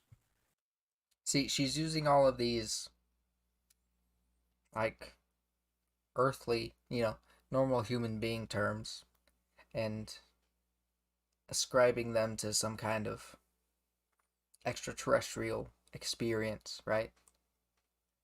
I mean, I've had dreams. Fucking weird dreams, right? And I mean, not once after having those dreams did I think, oh hey, that might have been extraterrestrial beings trying to talk to me. I saw a TV, and so that must mean it's a fucking otherworldly presence trying to communicate to me. So clearly this indoctrination that she's had since she was a little girl has fucked with her mind. And for that, I kind of feel bad. But again, as she's become an adult and has had the opportunity to come away from that and think rationally about the situation, she's still bought into it. So I can't feel bad, right?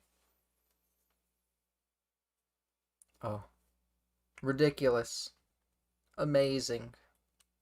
These people exist. These people vote. These people... I mean, I don't know if it was in her Bridgette video, her little autobiography video, but I think I saw somewhere that she said she was a lobbyist of, some kind. And she would try to change governmental policies based on her beliefs. Like, yeah, these... I mean, we see it in the South, like all the Christian senators and whatnot trying to push their belief system on people. And we see how well that goes. And then this lady takes it to a whole new level. I remember I'd lay on it, and I would look down, and they would fly me over different planets. And so when I was 23, I was living in this little cabana kind of thing in Washington State. I had just had some work done by a Lakota Sioux medicine woman, powerful woman, who ended up shortly after that. Actually, I think I was apprenticing with her at that time. Yeah, maybe. Nope, I was getting ready to, but I had the session with her. Anyway, so anyway, they took me and went on this journey, and we went and really checked Mars out. I didn't know that it was going to be my last visitation. So by them. And anyway, there were parts of Mars that were incredible. Like the red planet, parts of it doesn't even describe the gorgeous beauty, really, of the red color and the sand and the natural land structures. And it just was gorgeous. Anyway, so... Yeah, she probably learned about Mars in school and then had a dream about it. and then ascribed it to aliens. I mean, I kind of wish I was experiencing the kind of stuff she experienced. Just so I know. Just so I would know what, you know, she's seeing, what she's believing. But then again, if I did, I'd probably be as crazy as her, so I'm glad I don't. When they put me back, I was sitting up in bed and there was this window that was kind of up, and I was sitting in bed, and then I noticed I was sitting in bed, and then I noticed the window was huge, like it had no ends to it, and then I watched it close back into the small window on my wall, and then the rest, like it was color, as a rainbow kind of color blues as it was shifting, and these rays were coming out, and then and it was the window, and that was it. And I've never seen them, again in this experience, but they have profoundly impacted me, far more and beyond anything or anyone has impacted me in this experience. So I try to talk about a lot of these things so people who have star kids or star kids who are older, who are looking for experiences to identify. When I was growing up, I wrote the Catholic Church. All these different kinds of things. I read the Seth Roberts books. I read all the Carlo Castaneda books. I read tons of astrology books. I read, searching for who, and even to this day, I constantly contact UFO people, and then they have me take these online tests or whatever else. It's super ridiculous. I think because my stories are so far out there. Okay, wait. I think I just misunderstood what she was saying there. Never mind. That even the far out there people can't begin to wrap their heads around the truth, even though they think they're involved in the truth. And they're not. And I would be very concerned about these star children groups who are documenting your children or have documented you and what your capabilities and abilities are. I think they're sinister, and they don't know that they're sinister. Despite the fact that you're documenting yourself and claiming your own abilities here.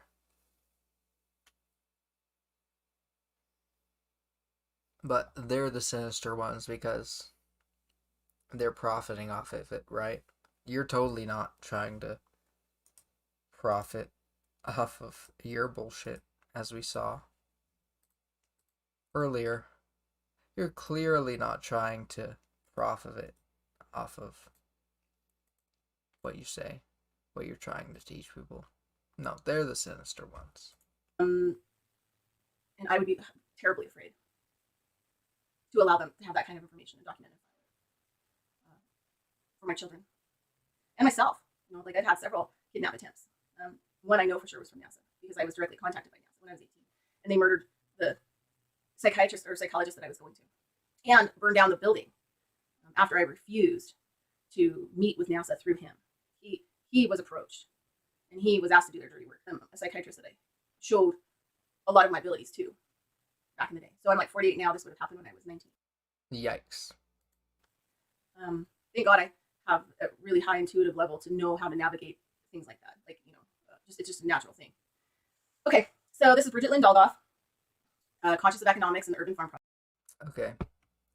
The video goes on a little bit, but she's ending it off, so we'll end it off there too. Let's sort by most popular and see what people... Oh, reptilian nighttime attack demon. So she does believe in demons and use that word. So I guess I wasn't too far off when I was saying that stuff before. Let me just get rid of these tabs. Let's see her most viewed video, 22K views. Hey there.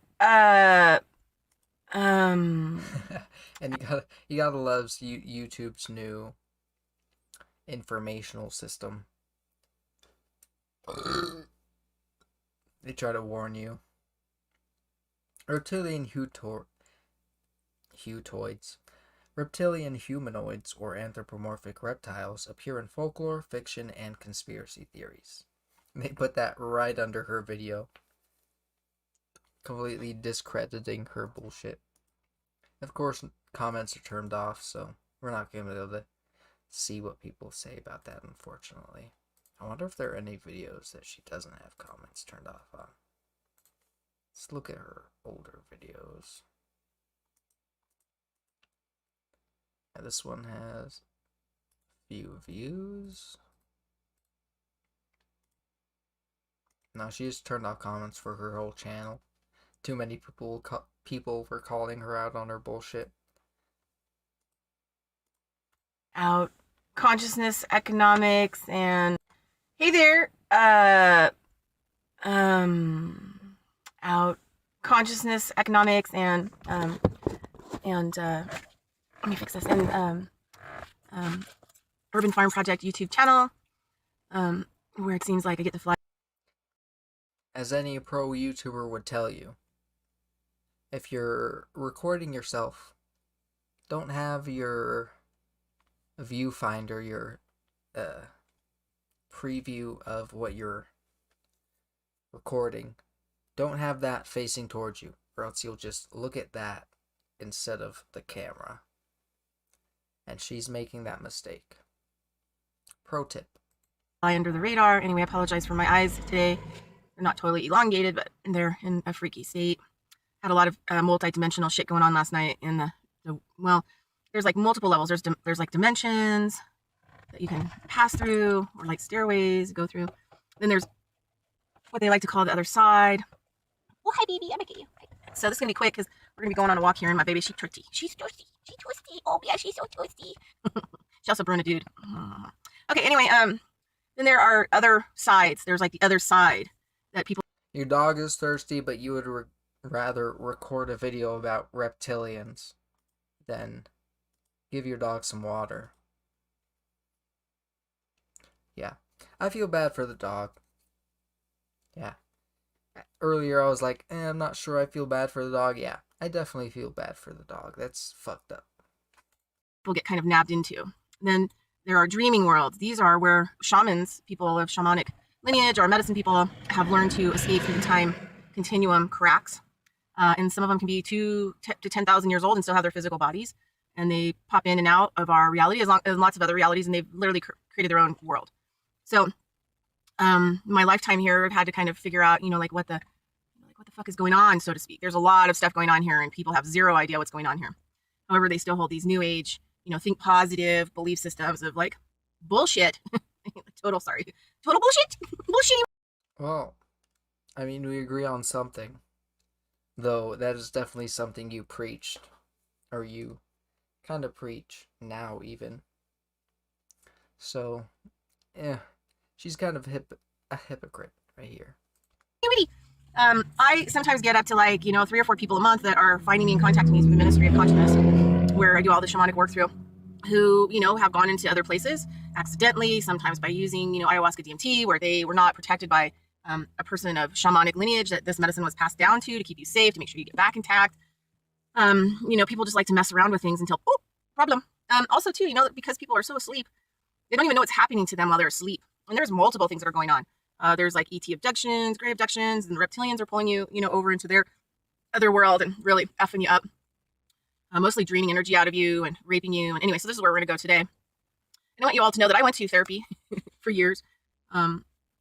Because back then there weren't, star kids. There weren't people that were awake and aware and knew so much. There was few and far between of us. And most of us had already been captured and put in psychiatric mental hospitals and electroshocked, like all the. Translation. Not enough people bought the bullshit. And so normal people understood that people who believe in this stuff should go to therapy. But now we have the internet, and people are allowed to spout their belief systems,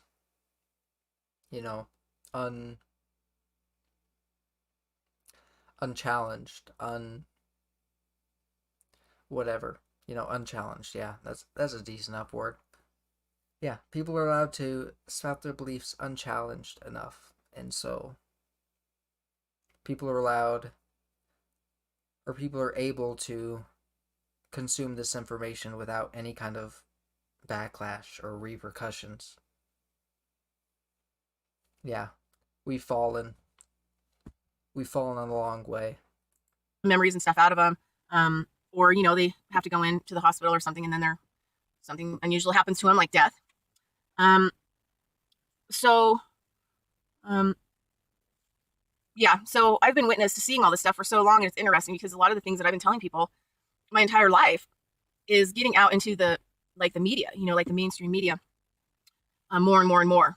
And we really need to wake up, not just wake up to what's going on this planet and the takeover and the battle and the this and the that, but the other worlds, the other dimensions, the other side, whatever the hell you want to call it, because that is what we really need to start paying attention to. So anyway, I got rid of the grays, I think, in December 2012, and I had got into the apartment where I was living. I have a blog I wrote on it. It's called My Last Bad Abduction, and it's on consciousnessofeconomics.com blog. You probably have to look for it, but it talks about that battle, and it talks about how all the shamanic practices help to keep me awake and aware at all times, whether I'm traveling the dreaming world, whether I'm asleep, whether I'm being pulled over into the other world, trafficked back and forth, whatever is happening. Like, I'm fully conscious. I mean, really crazy shit can happen to me in the physical world, and I'll be the only person in a group of like 50 that was totally conscious of play by play of every incident that happened.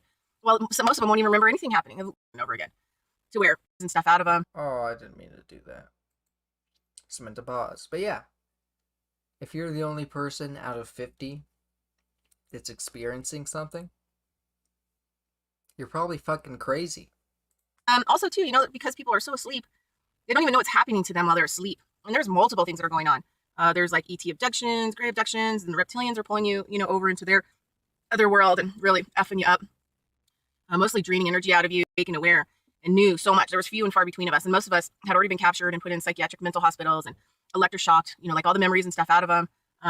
Or, they have to go into the hospital or something, and then something unusual happens to them, like death.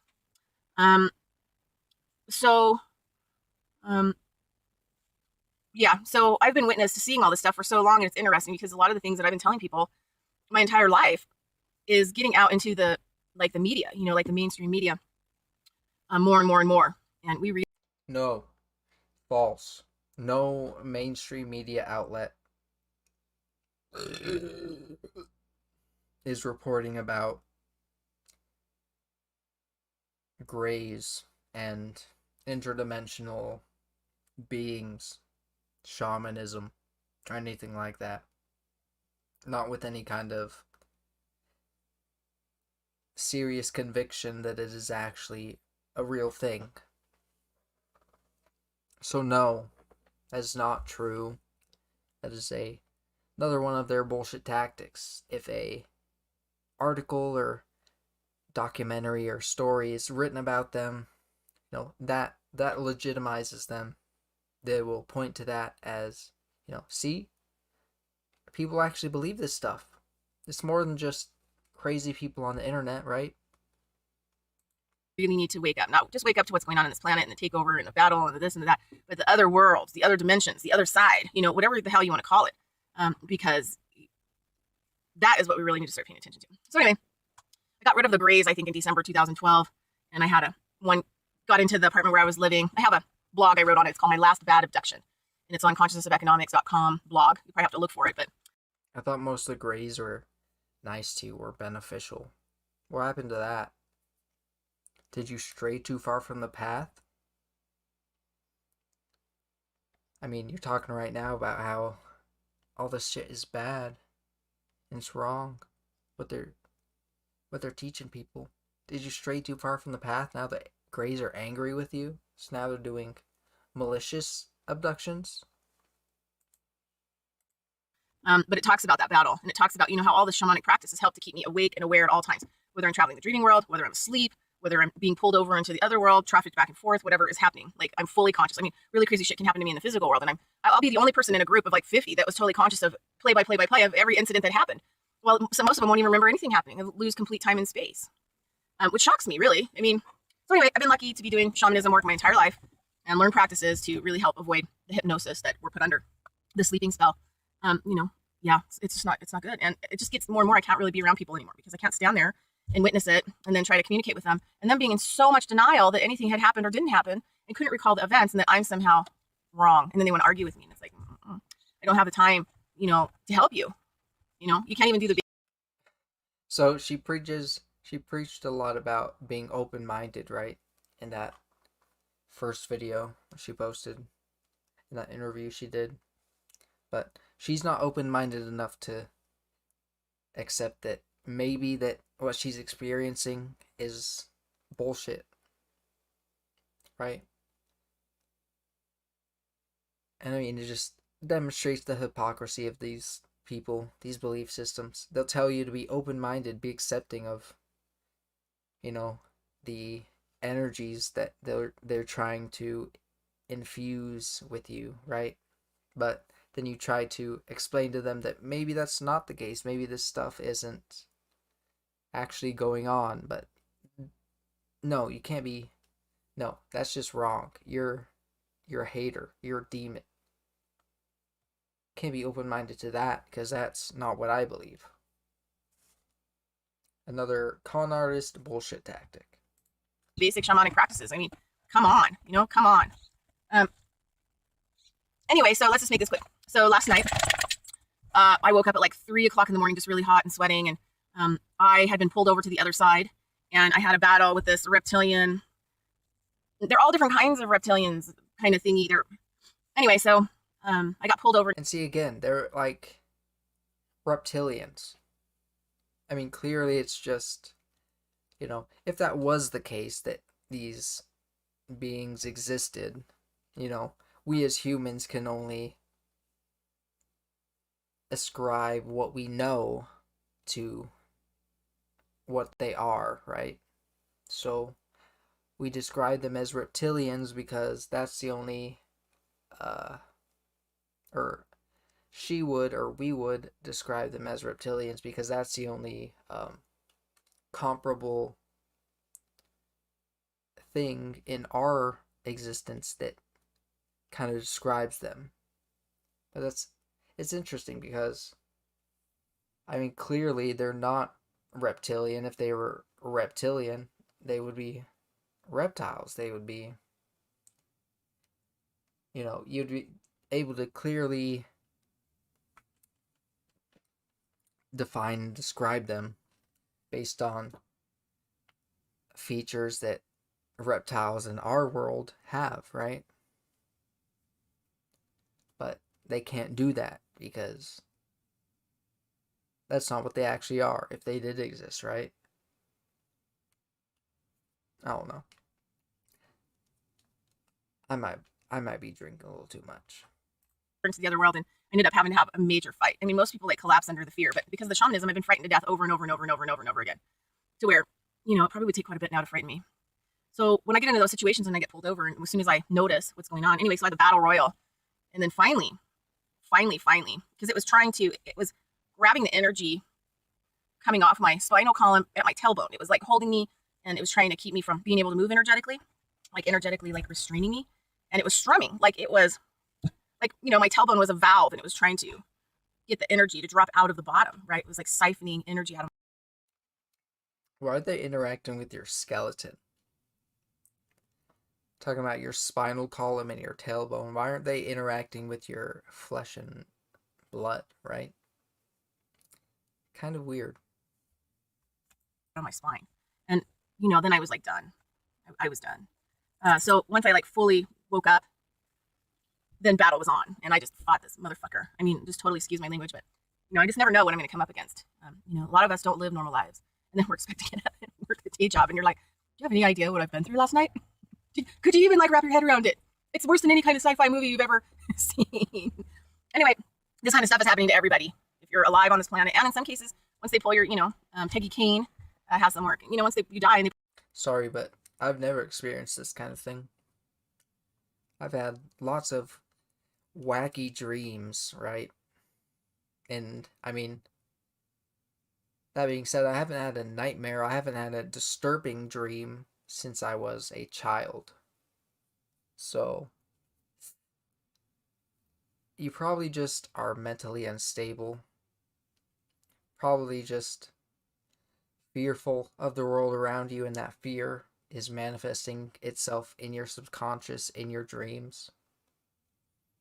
That fear placed on you by your shamanic lineage, your teachings that the world is out to get you. It's kind of sad, but as I said, you're an adult. You should be able to think past this.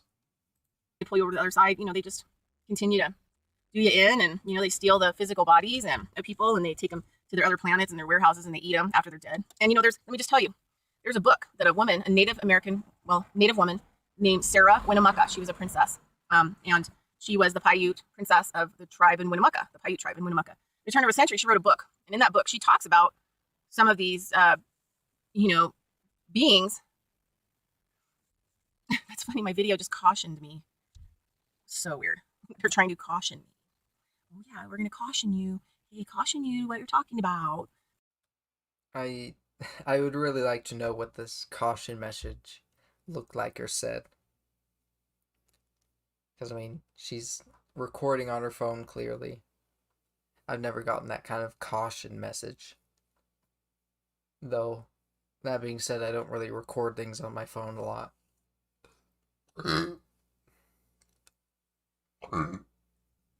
But yeah, then... Oh, again, the delusions of grandeur. She ascribes this cautioning to, the fact that she's saying something that's too woke, too,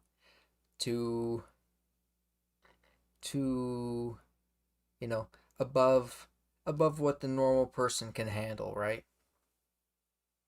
So the powers that be, as she puts it, have to caution her. Yeah, it's amazing that the narcissism that these people have. Caution you to what you're, sending out. Whatever. I'm done being cautious, and I'm done being restrained, and, I'm done.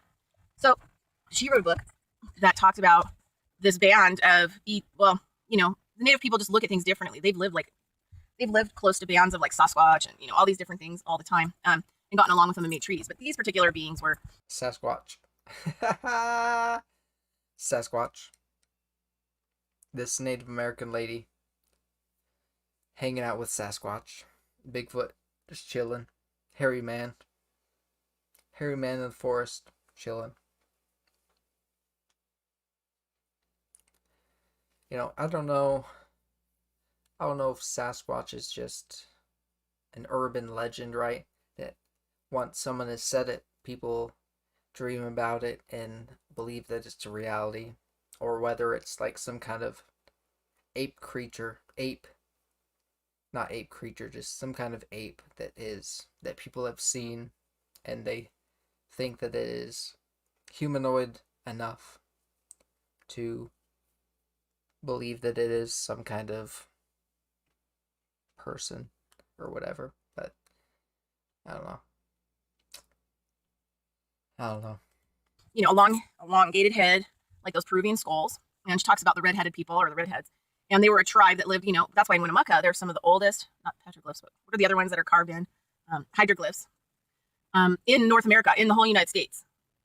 It's very old there, very ancient. Paiute people are very ancient tribe, original people. Anyway, talked about how their tribe kept going over there because they kept stealing the Paiute people's babies and eating them. And they were just really disturbed. The Paiute people are really disturbed. And Paiute people were not fighters. They didn't go and scout people. They didn't murder people. They lived in the desert. So most of their energy, like 90% of their energy, was constantly on food and water. They didn't have time to fight or argue or, fight other tribes or whatever else. So they ended up being massacred a lot. Anyway, so she said, then they started to steal their dead. So when they bury people in their tribe, these things were stealing their dead and eating them. And they finally went and tried to make a treaty with them and said, look, you have to really stop eating people. You have to stop eating us. You have to stop eating our children, and you have to stop eating our dead. And if you don't, then we are going to wage war on you. Well, they did it. So in the book, she talks about how they massacred them and they wiped them out because they were eating their people. So there are a lot of things that people have zero idea about. And the fact that we poo-poo this, or we poo-poo Native people and what they know and their histories and their stories, and they're repressed so that we don't really know what's going on, right? As white people. And you know what? We dumb, because we think we're just working. I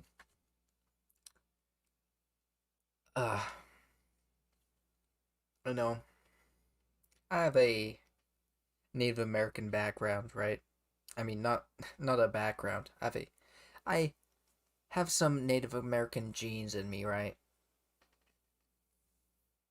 But I also understand that primitive tribes and primitive people, because of their lack of knowledge of how the world actually works, right? They will ascribe things to, gods or otherworldly beings, right? They believe that the rain is caused by that it's caused by God or whatever, their God, a God. And they gotta do their little rain dance in order to please that God to cause the rain to come. You know, of course, they won't tell you about the times that rain dance didn't work. They'll just tell you about the times that they did that rain dance and it happened to rain, maybe a day or two later, right? You know, so poo-pooing on these people is actually something we should do and should be encouraged to do. As I said in the Pastor Daniel review, I encourage people to shit on religion because these primitive belief systems are actually holding these people back from advancing and becoming more safe, basically. It prevents them from developing medicines and technologies that will assist them into the future, long into the future, right? And yeah, because they believe that it's some god doing it, they will never be willing to explore the possibilities that maybe it's not, maybe we can control these things, maybe we have some kind of influence, or maybe we could have some kind of understanding greater than some otherworldly presence controlling this stuff.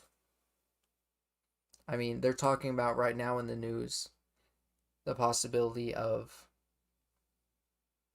geoengineering, blocking out the sun in order to combat climate change, right?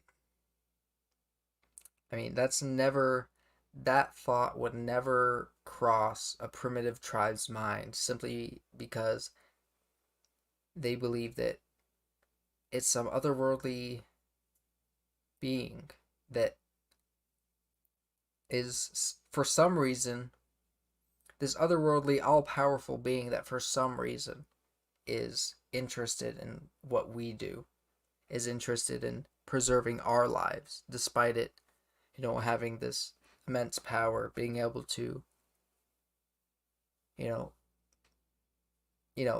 has no reason to care about us. It has no reason to,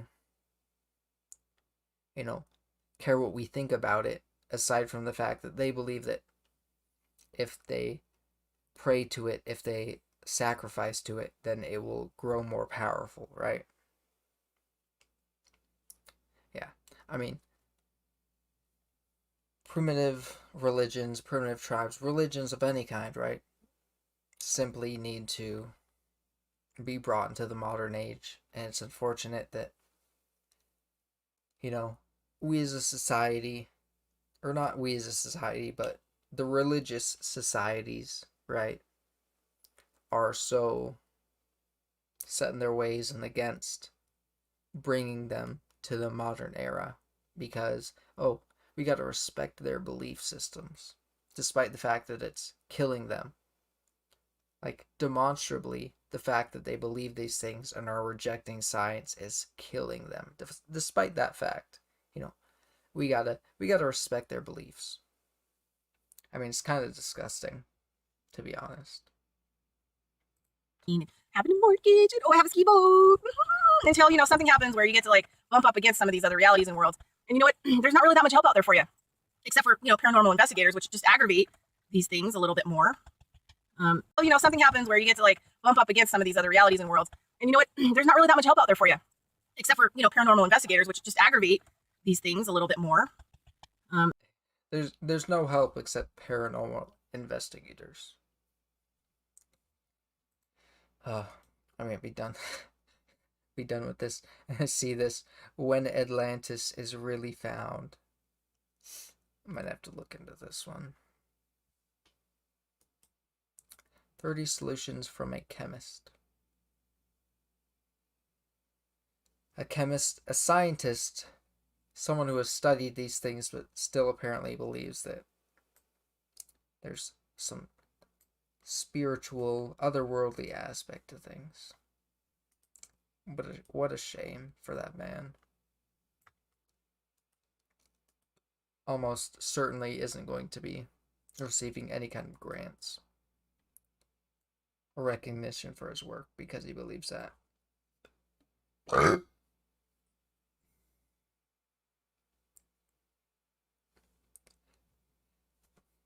And again, her begging for money. Nonprofit ministry needs donated truck. 1.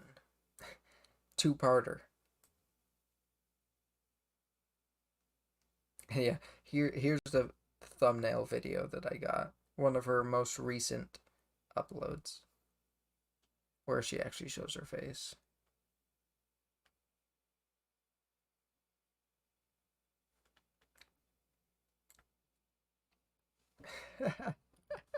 She's using that agent whatever his name is from the Matrix movies. I mean, the irony. Like the lack of self-awareness right here.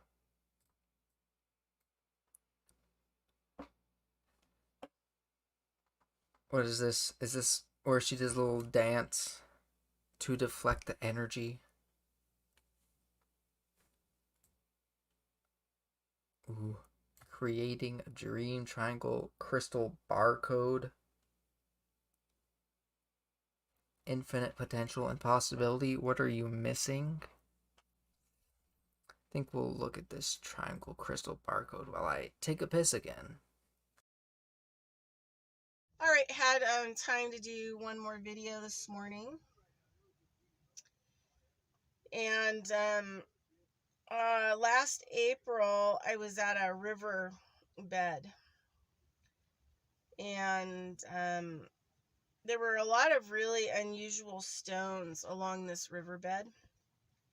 I ended up sitting down on stones. And I noticed that this stone was on the ground. And because of what I saw on the stone, I don't pick things up. I hate that stuff. But I decided to take it with me because it needed like a lot of further investigation. Because I'm pretty sure that it's some kind of computer system that has a crystal barcode in it. But it's very weird. And so I kind of want to show how weird this is. So it has this center that looked like gold. That's kind of like why I picked it up the first time, because I thought it was pretty interesting. You know, obviously when I'm done with this stuff, I, clear them and put good energy in them, and I'll go plant them, in soils around trees and things that need this kind of energy, even though I don't collect crystals anymore. Okay. Yeah, she's on this energy bullshit. I forgot to mention it earlier. Unfortunately, not a lot of people are gonna watch this long into the live stream, into the video. But, so yeah, as I said earlier, I was kind of into this stuff in high school. I had friends that were also into it, right? One of the friends that I had, was really into this stuff. And like he would go up to people at parties, like once we got into college and shit, he would go up to people at parties and be like, "Hey bro, give me your hand. I want to do an energy transfer." And he would hover his hand over someone else's hand, right? And he would be like, "Okay, I'm going to focus my energy into my hand, and then I'm going to transfer the energy into yours." And most people were like, "Okay, no, I didn't feel anything. That's bullshit." I mean, probably not most, actually.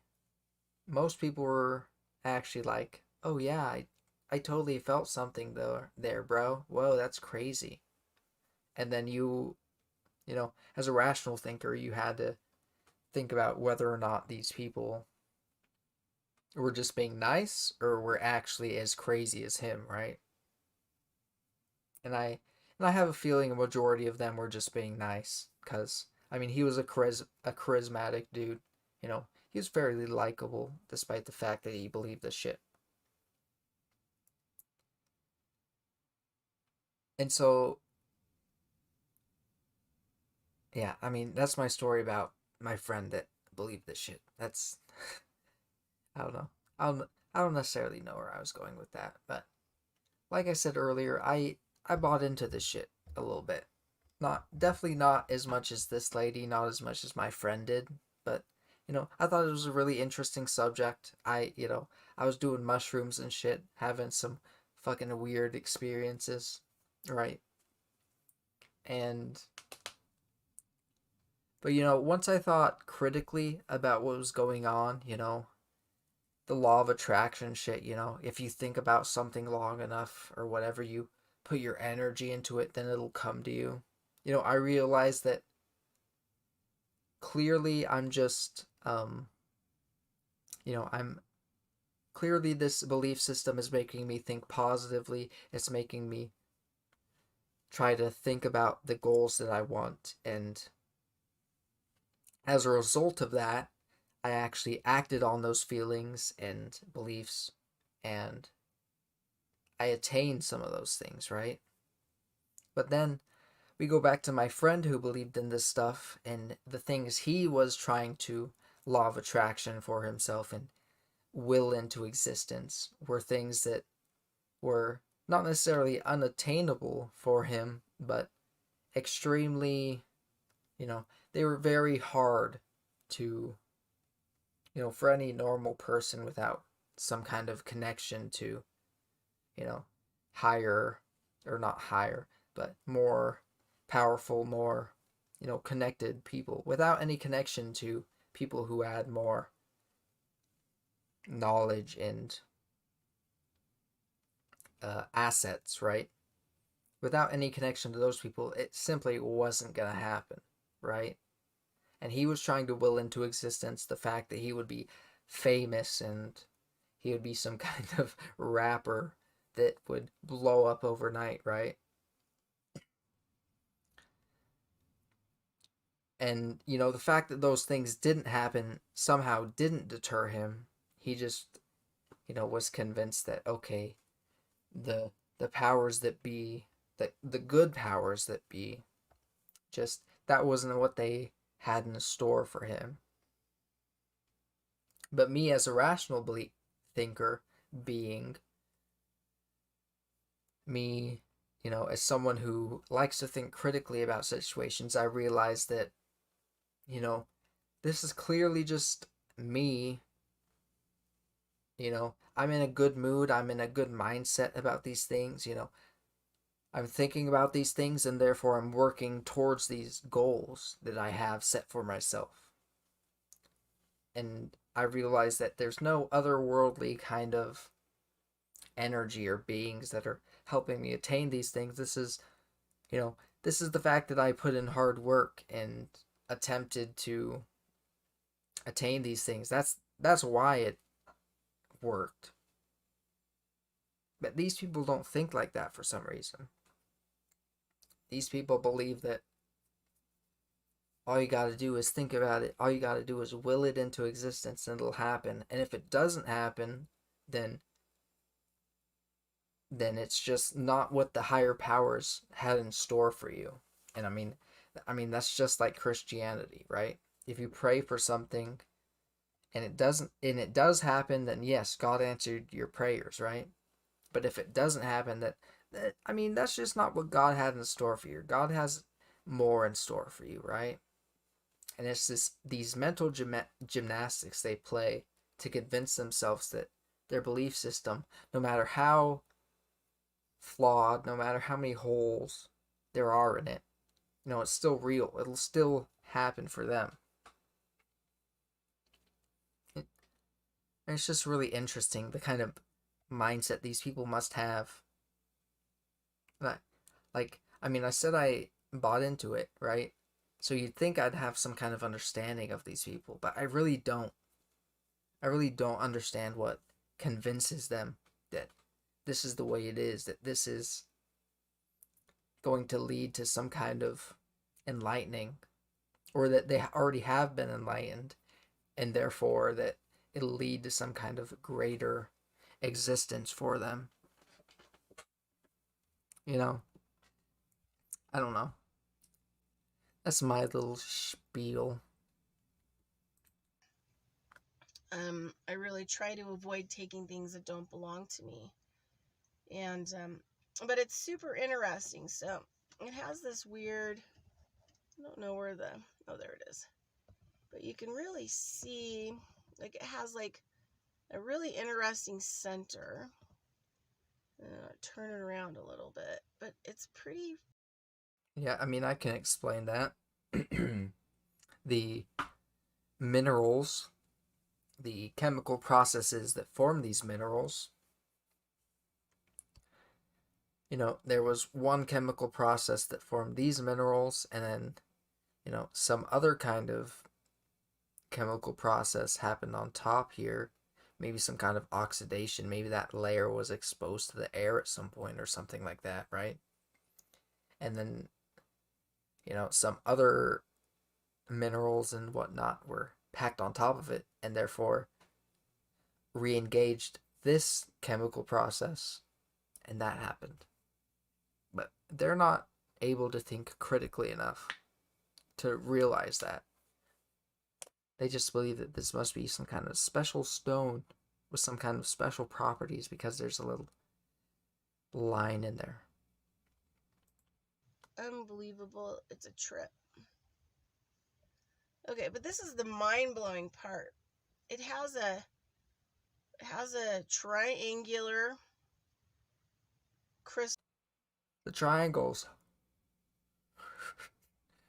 Pastor Daniel and this lady would get along a lot. I mean, maybe not that much. Pastor Daniel would probably be turned off by the fact that she's not with Christ. She doesn't put her faith in Christ. But this lady would definitely be interested in what Pastor Daniel has to say. I mean, triangles, man. Triangles are significant. 3. Number 3. It's really a powerful number, right? Triangles are the strongest shape, right? I don't know. All right, I'm going to be doing some videos here while I'm camping. While I'm homeless.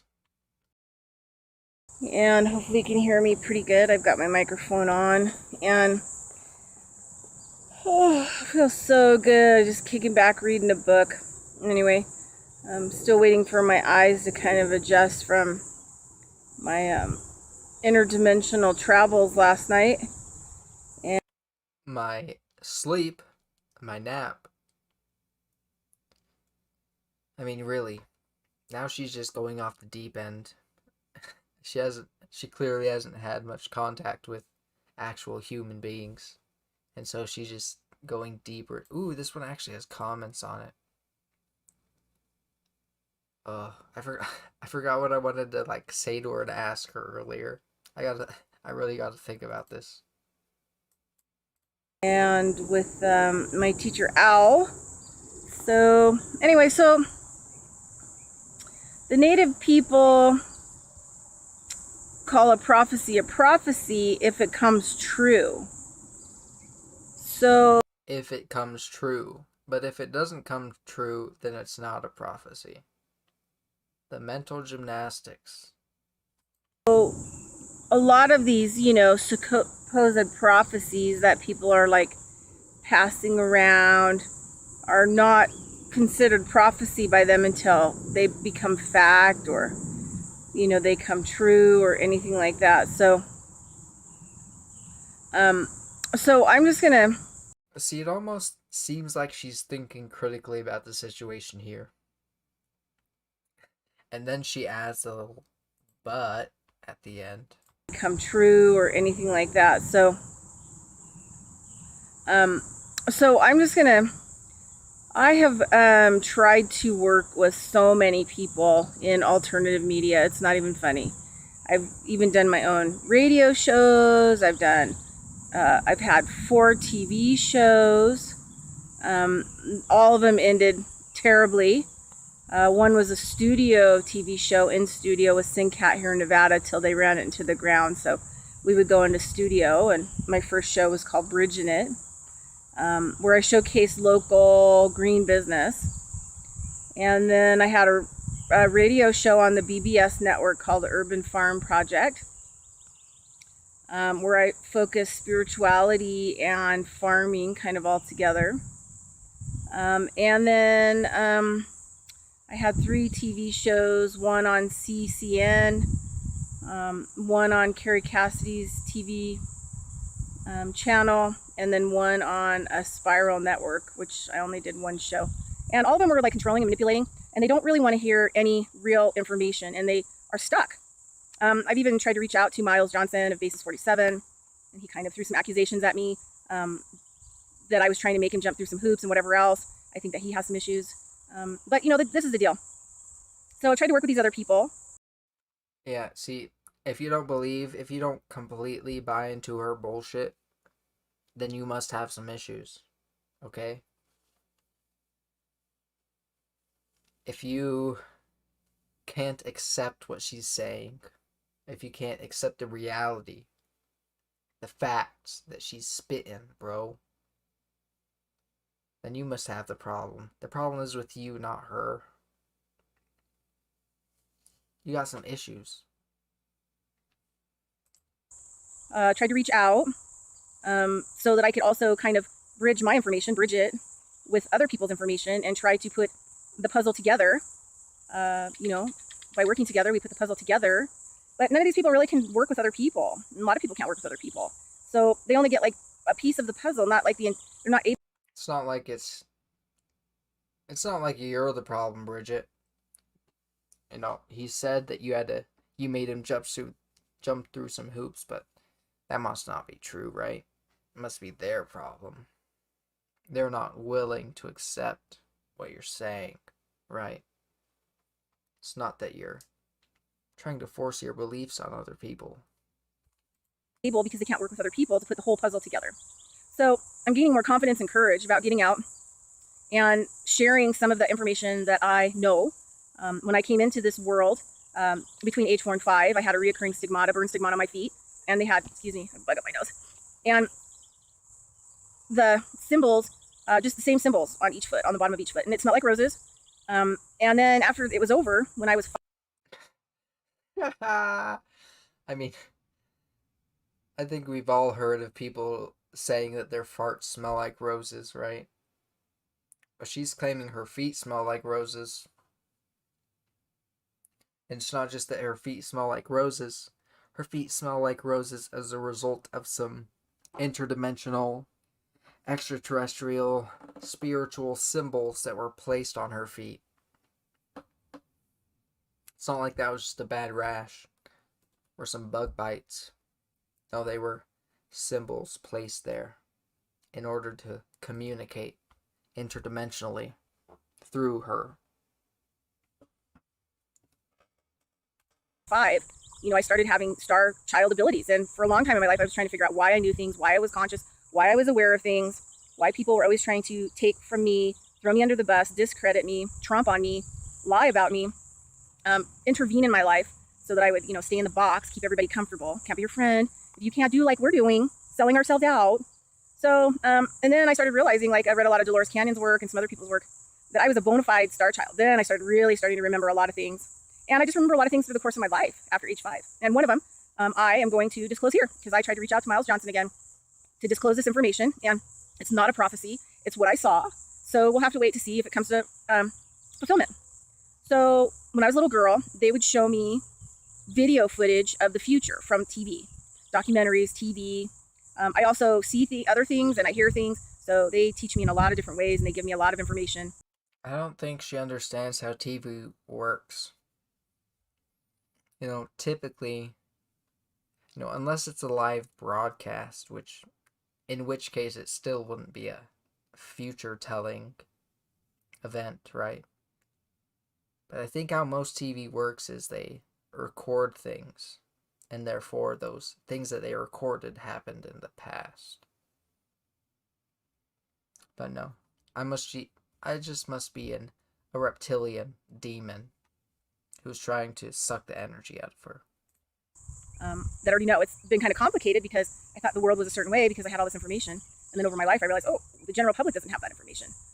The world doesn't have that information yet. They haven't even got to that point. And who knows? Maybe they won't get to a point in my lifetime where a lot of this stuff is found and told about. My grandmother on my mother's side, who pretty much raised me, was a bona fide prophet and exorcist. And she operated in the Pentecostal church. And she told me in my lifetime that all would be revealed. Like in my lifetime, it would be really a tough, lifetime for a lot of the people around me, because a lot of the things that have been hidden will show themselves. They will surface, she said. They will like come up to the surface. That's the way she saw it. Like they were all underground or underwater, and they slowly sifted to the surface until you could see the horizon of all the things. Yeah, I mean, your grandma probably got called out on her bullshit a lot. And after teaching you that bullshit, she realized that people would call you out on your bullshit. I don't think that's a prophecy. I think that's reality. So one of the things is that I was shown a documentary TV show when I was a little girl, maybe like 8 or 9, by, I don't even want to call them extraterrestrials. Let's just call them my family, or like the native people. They call them their ancestors. So we're just going to leave it at that. So instead of extraterrestrial beings, and there's also multidimensional, interdimensional. There's all kinds of words, but I think we should just call them interdimensional baby raping demons. They want to drink your blood. They're vampires. I'm Alex Jones. I'm such a great impressionist. our ancestors and our teachers and the beings who hold the knowledge and the wisdom. Yeah. Okay, so when I was a little girl, they showed me a documentary. They actually let me watch the whole thing. And it was a documentary that would play on here on Earth, and it would be in the future. So I suspect that at some point I was going to maybe see this documentary again. In the documentary, they showed a crew on a ship that found what they were, well, let's just say they were going to call it Atlantis. I don't know. My ancestors and family, like Star Family, did not say anything about it. They just let me watch the documentary. But in the documentary, they called it Atlantis, that they found Atlantis. And it was by the Bermuda Triangle. And they found like an ancient city. But what was most significant in this documentary that would be in the future, they showed a diver under the water that found this pyramid. Oh, God. The reason Bermuda Triangle is such a death trap is because they're hiding Atlantis there. Oh, God. I mean, Bermuda Triangle is fucking weird, right? I think we can all agree. Though I think the technologies that we have today probably would combat whatever is happening there. And I'm sure there's been expeditions since whatever I and Bridgette have seen. They have gone there and reported what's actually there, right? But no, it's probably just Atlantis, the Atlanteans, trying to protect their civilization. What do I know? Made of stone, but not a big pyramid. Maybe one big enough to stick 3 people in closely, maybe even 4 people closely. And that you could access it, I think, from underneath the pyramid, if I remember correctly. And in this like monolithic stone pyramid was 2 hands, like, you know, like this together. Let's see if I can do it. So 2 hands like this together in stone with a big crystal sphere inside the hands. And so in this documentary, they were showing it, right? So remember, I grew up thinking that they had already found Atlantis, that it was like a pretty well-known thing, and much to my surprise in my lifetime watching, you know, these programs where they think they found Atlantis, they might have found Atlantis, they don't know.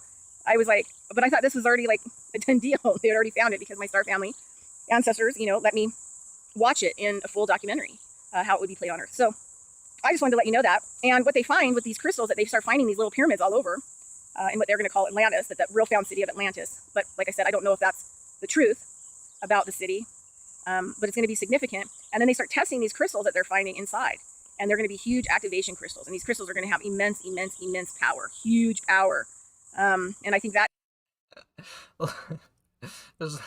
just look at her eyebrows while she says this part. In what they're going to call Atlantis, that real found city of Atlantis. But like I said, I don't know if that's the truth about the city, but it's going to be significant. And then they start testing these crystals that they're finding inside. Up, down, and they're going to be down. huge activation crystals. And these crystals are going to have immense, immense, immense power, huge power. And I think that is going to be the moment whether we destroy ourselves. Oh my god.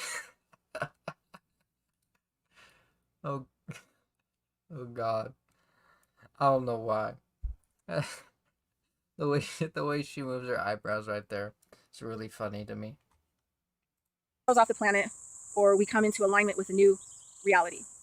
So we will be able to utilize those stones for healing the planet. But we can do all that stuff now. The native people have ceremonies. These ceremonies are technologies. They are you are making machines, activating machines that boost and transmit energy without effort through the ceremonies, and you leave the invisible machines where they're at to continue to work, to create energies and vortexes, to release energies in the area. The invisible machines. Powered by crystals. I mean, maybe the technology we have today just isn't advanced enough to detect the energies, the workings of these crystals, but if I had to guess, these crystals probably don't do much. Yeah. She's one of these people that if she was a little bit more, I mean, if she had this supply, right, she'd probably be selling crystals to people, telling them that they will increase their happiness, they will heal them, they will be able to facilitate positive change in a person's life, despite the fact that they are just crystals, minerals formed over, however many years or whatever chemical process forms these crystals. No, they are energy buffers given to us by the interdimensional beings in order to facilitate these invisible machines and their workings. Oh god. Yeah, we watched that one. Watched a little bit of that one. I don't know if there's much more to say on this. Wait. Consciousness looping stalking hologram. Okay, we have to watch that one, actually. Hey everybody, Bridgette Dolgoff and Consciousness of Economics and Urban Farm Project. Anyway, I was just thinking about, I was listening to some stuff that was sent to me this morning, and it's kind of like this moment of kind of recognition. So, hold on, let me sit down here. Oh, okay. So I was thinking about,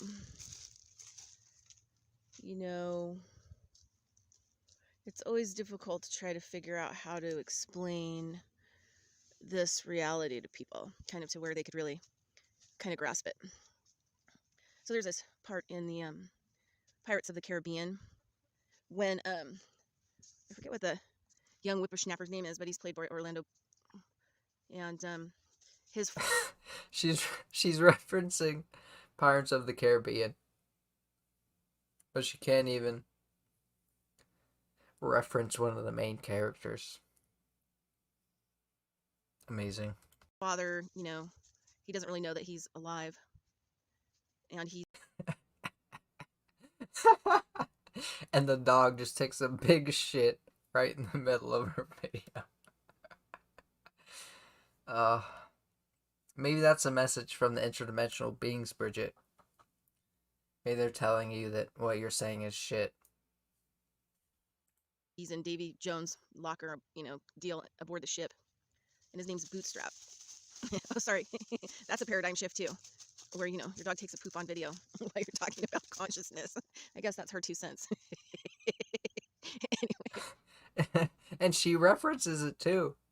I would think that the dog is a little bit more in tune with nature and the spiritual, aspects of life, because they haven't been tainted by the modern world. But she's just gonna laugh it off. It's not really a sign. His doesn't fit her narrative, right? Poop on this reality. No. All right. Anyway, so on the movie, I think it's Keira Knightley ends up on the ship, and she ends up talking to him, and he's like part of the ship. You know, he's got barnacles and everything, and he's partially awake. And I think what wakes him up is that he hears his son's name, Josh Turner or something like that. And then he pulls himself out of the barnacled wall, and he wakes up, and his eyes are clear and bright, and he starts talking about his son.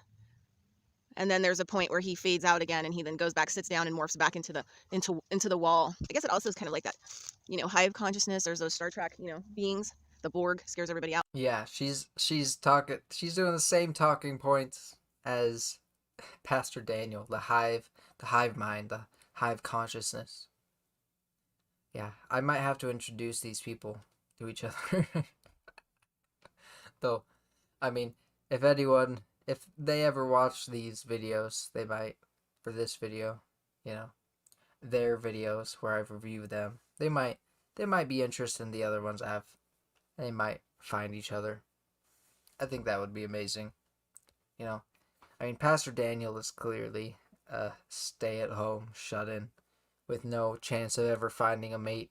So maybe Bridgette is his soulmate. Maybe they're meant to be together. Maybe I was put here to bring them together. You never know, right?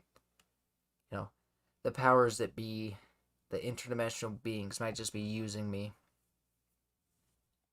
But this is more kind of a visualization of what it's like in this consciousness. So it's interesting because I was thinking about how, you know, in the work I do, that's pretty much what I'm doing is I'm, you know, having these sessions with people to try to poke them, to pull out of that holographic image, you know, that they're totally plugged into, mind, body, emotions, spirit, you know, the whole 9 yards, just like the guy in the ship barnacled up in the wall, and then poke them enough that they actually will pull out and they'll open their eyes up and they'll be conscious, and you'll be able to have a conversation with them. And then there's sometimes parts of the session where they go back unconscious and then slide back into the wall. Or, you know, then they'll go into that wall for like months, sometimes years before I'll see them again. And then they'll, you know, pop out and they go back in. And so that's kind of like how I view this world. I mean, how the people operate in this world. It's like you're almost cyborg, you know, you're already kind of a cyborg. You already kind of like fit into, you know, the backscape, the backdrop, and then go silent and just are being, you know, used on multi-levels by just checking out. That's why I think, you know, a lot of the ancient shamans talk about sobriety, and they use that term multiple levels. And it's a sobriety of everything, you know, especially the sobriety of things that make you check out. You know, like if you're using food as a weapon on yourself, or you're using, you know, drugs or alcohol or whatever else. There's enough checking out in this world. And so, you know, you're double and triple checking out, which means that you don't really get to see, you know, how it operates. And it's interesting because, you know, it goes along with this whole, you know, looping concept that I talk about. And that's the same thing. You're like pull out of, you know, if you want to call it the matrix or the hologram or whatever, because it's, you know, you're plugged in and operating the whole system, but kind of as a silent, you're not even a witness. You're just like a silent battery, you know, popping into a machine, or you pop up out and you're awake and you're conscious for a brief period of time, but it's looping too, because people go in and out, in and out. So part of this checking out is also kind of their people's looping systems. Asleep, awake, but maybe like 20% kind of wake up periodically and the rest of it 80% asleep. But it's interesting, you know, like I think about like Don Juan's work with, you know, Carlo Castaneda's books and talking about. Can we get to the looping stalking hologram, please? This video's almost over and she has not mentioned at all a stalking hologram. Kind of disappointed.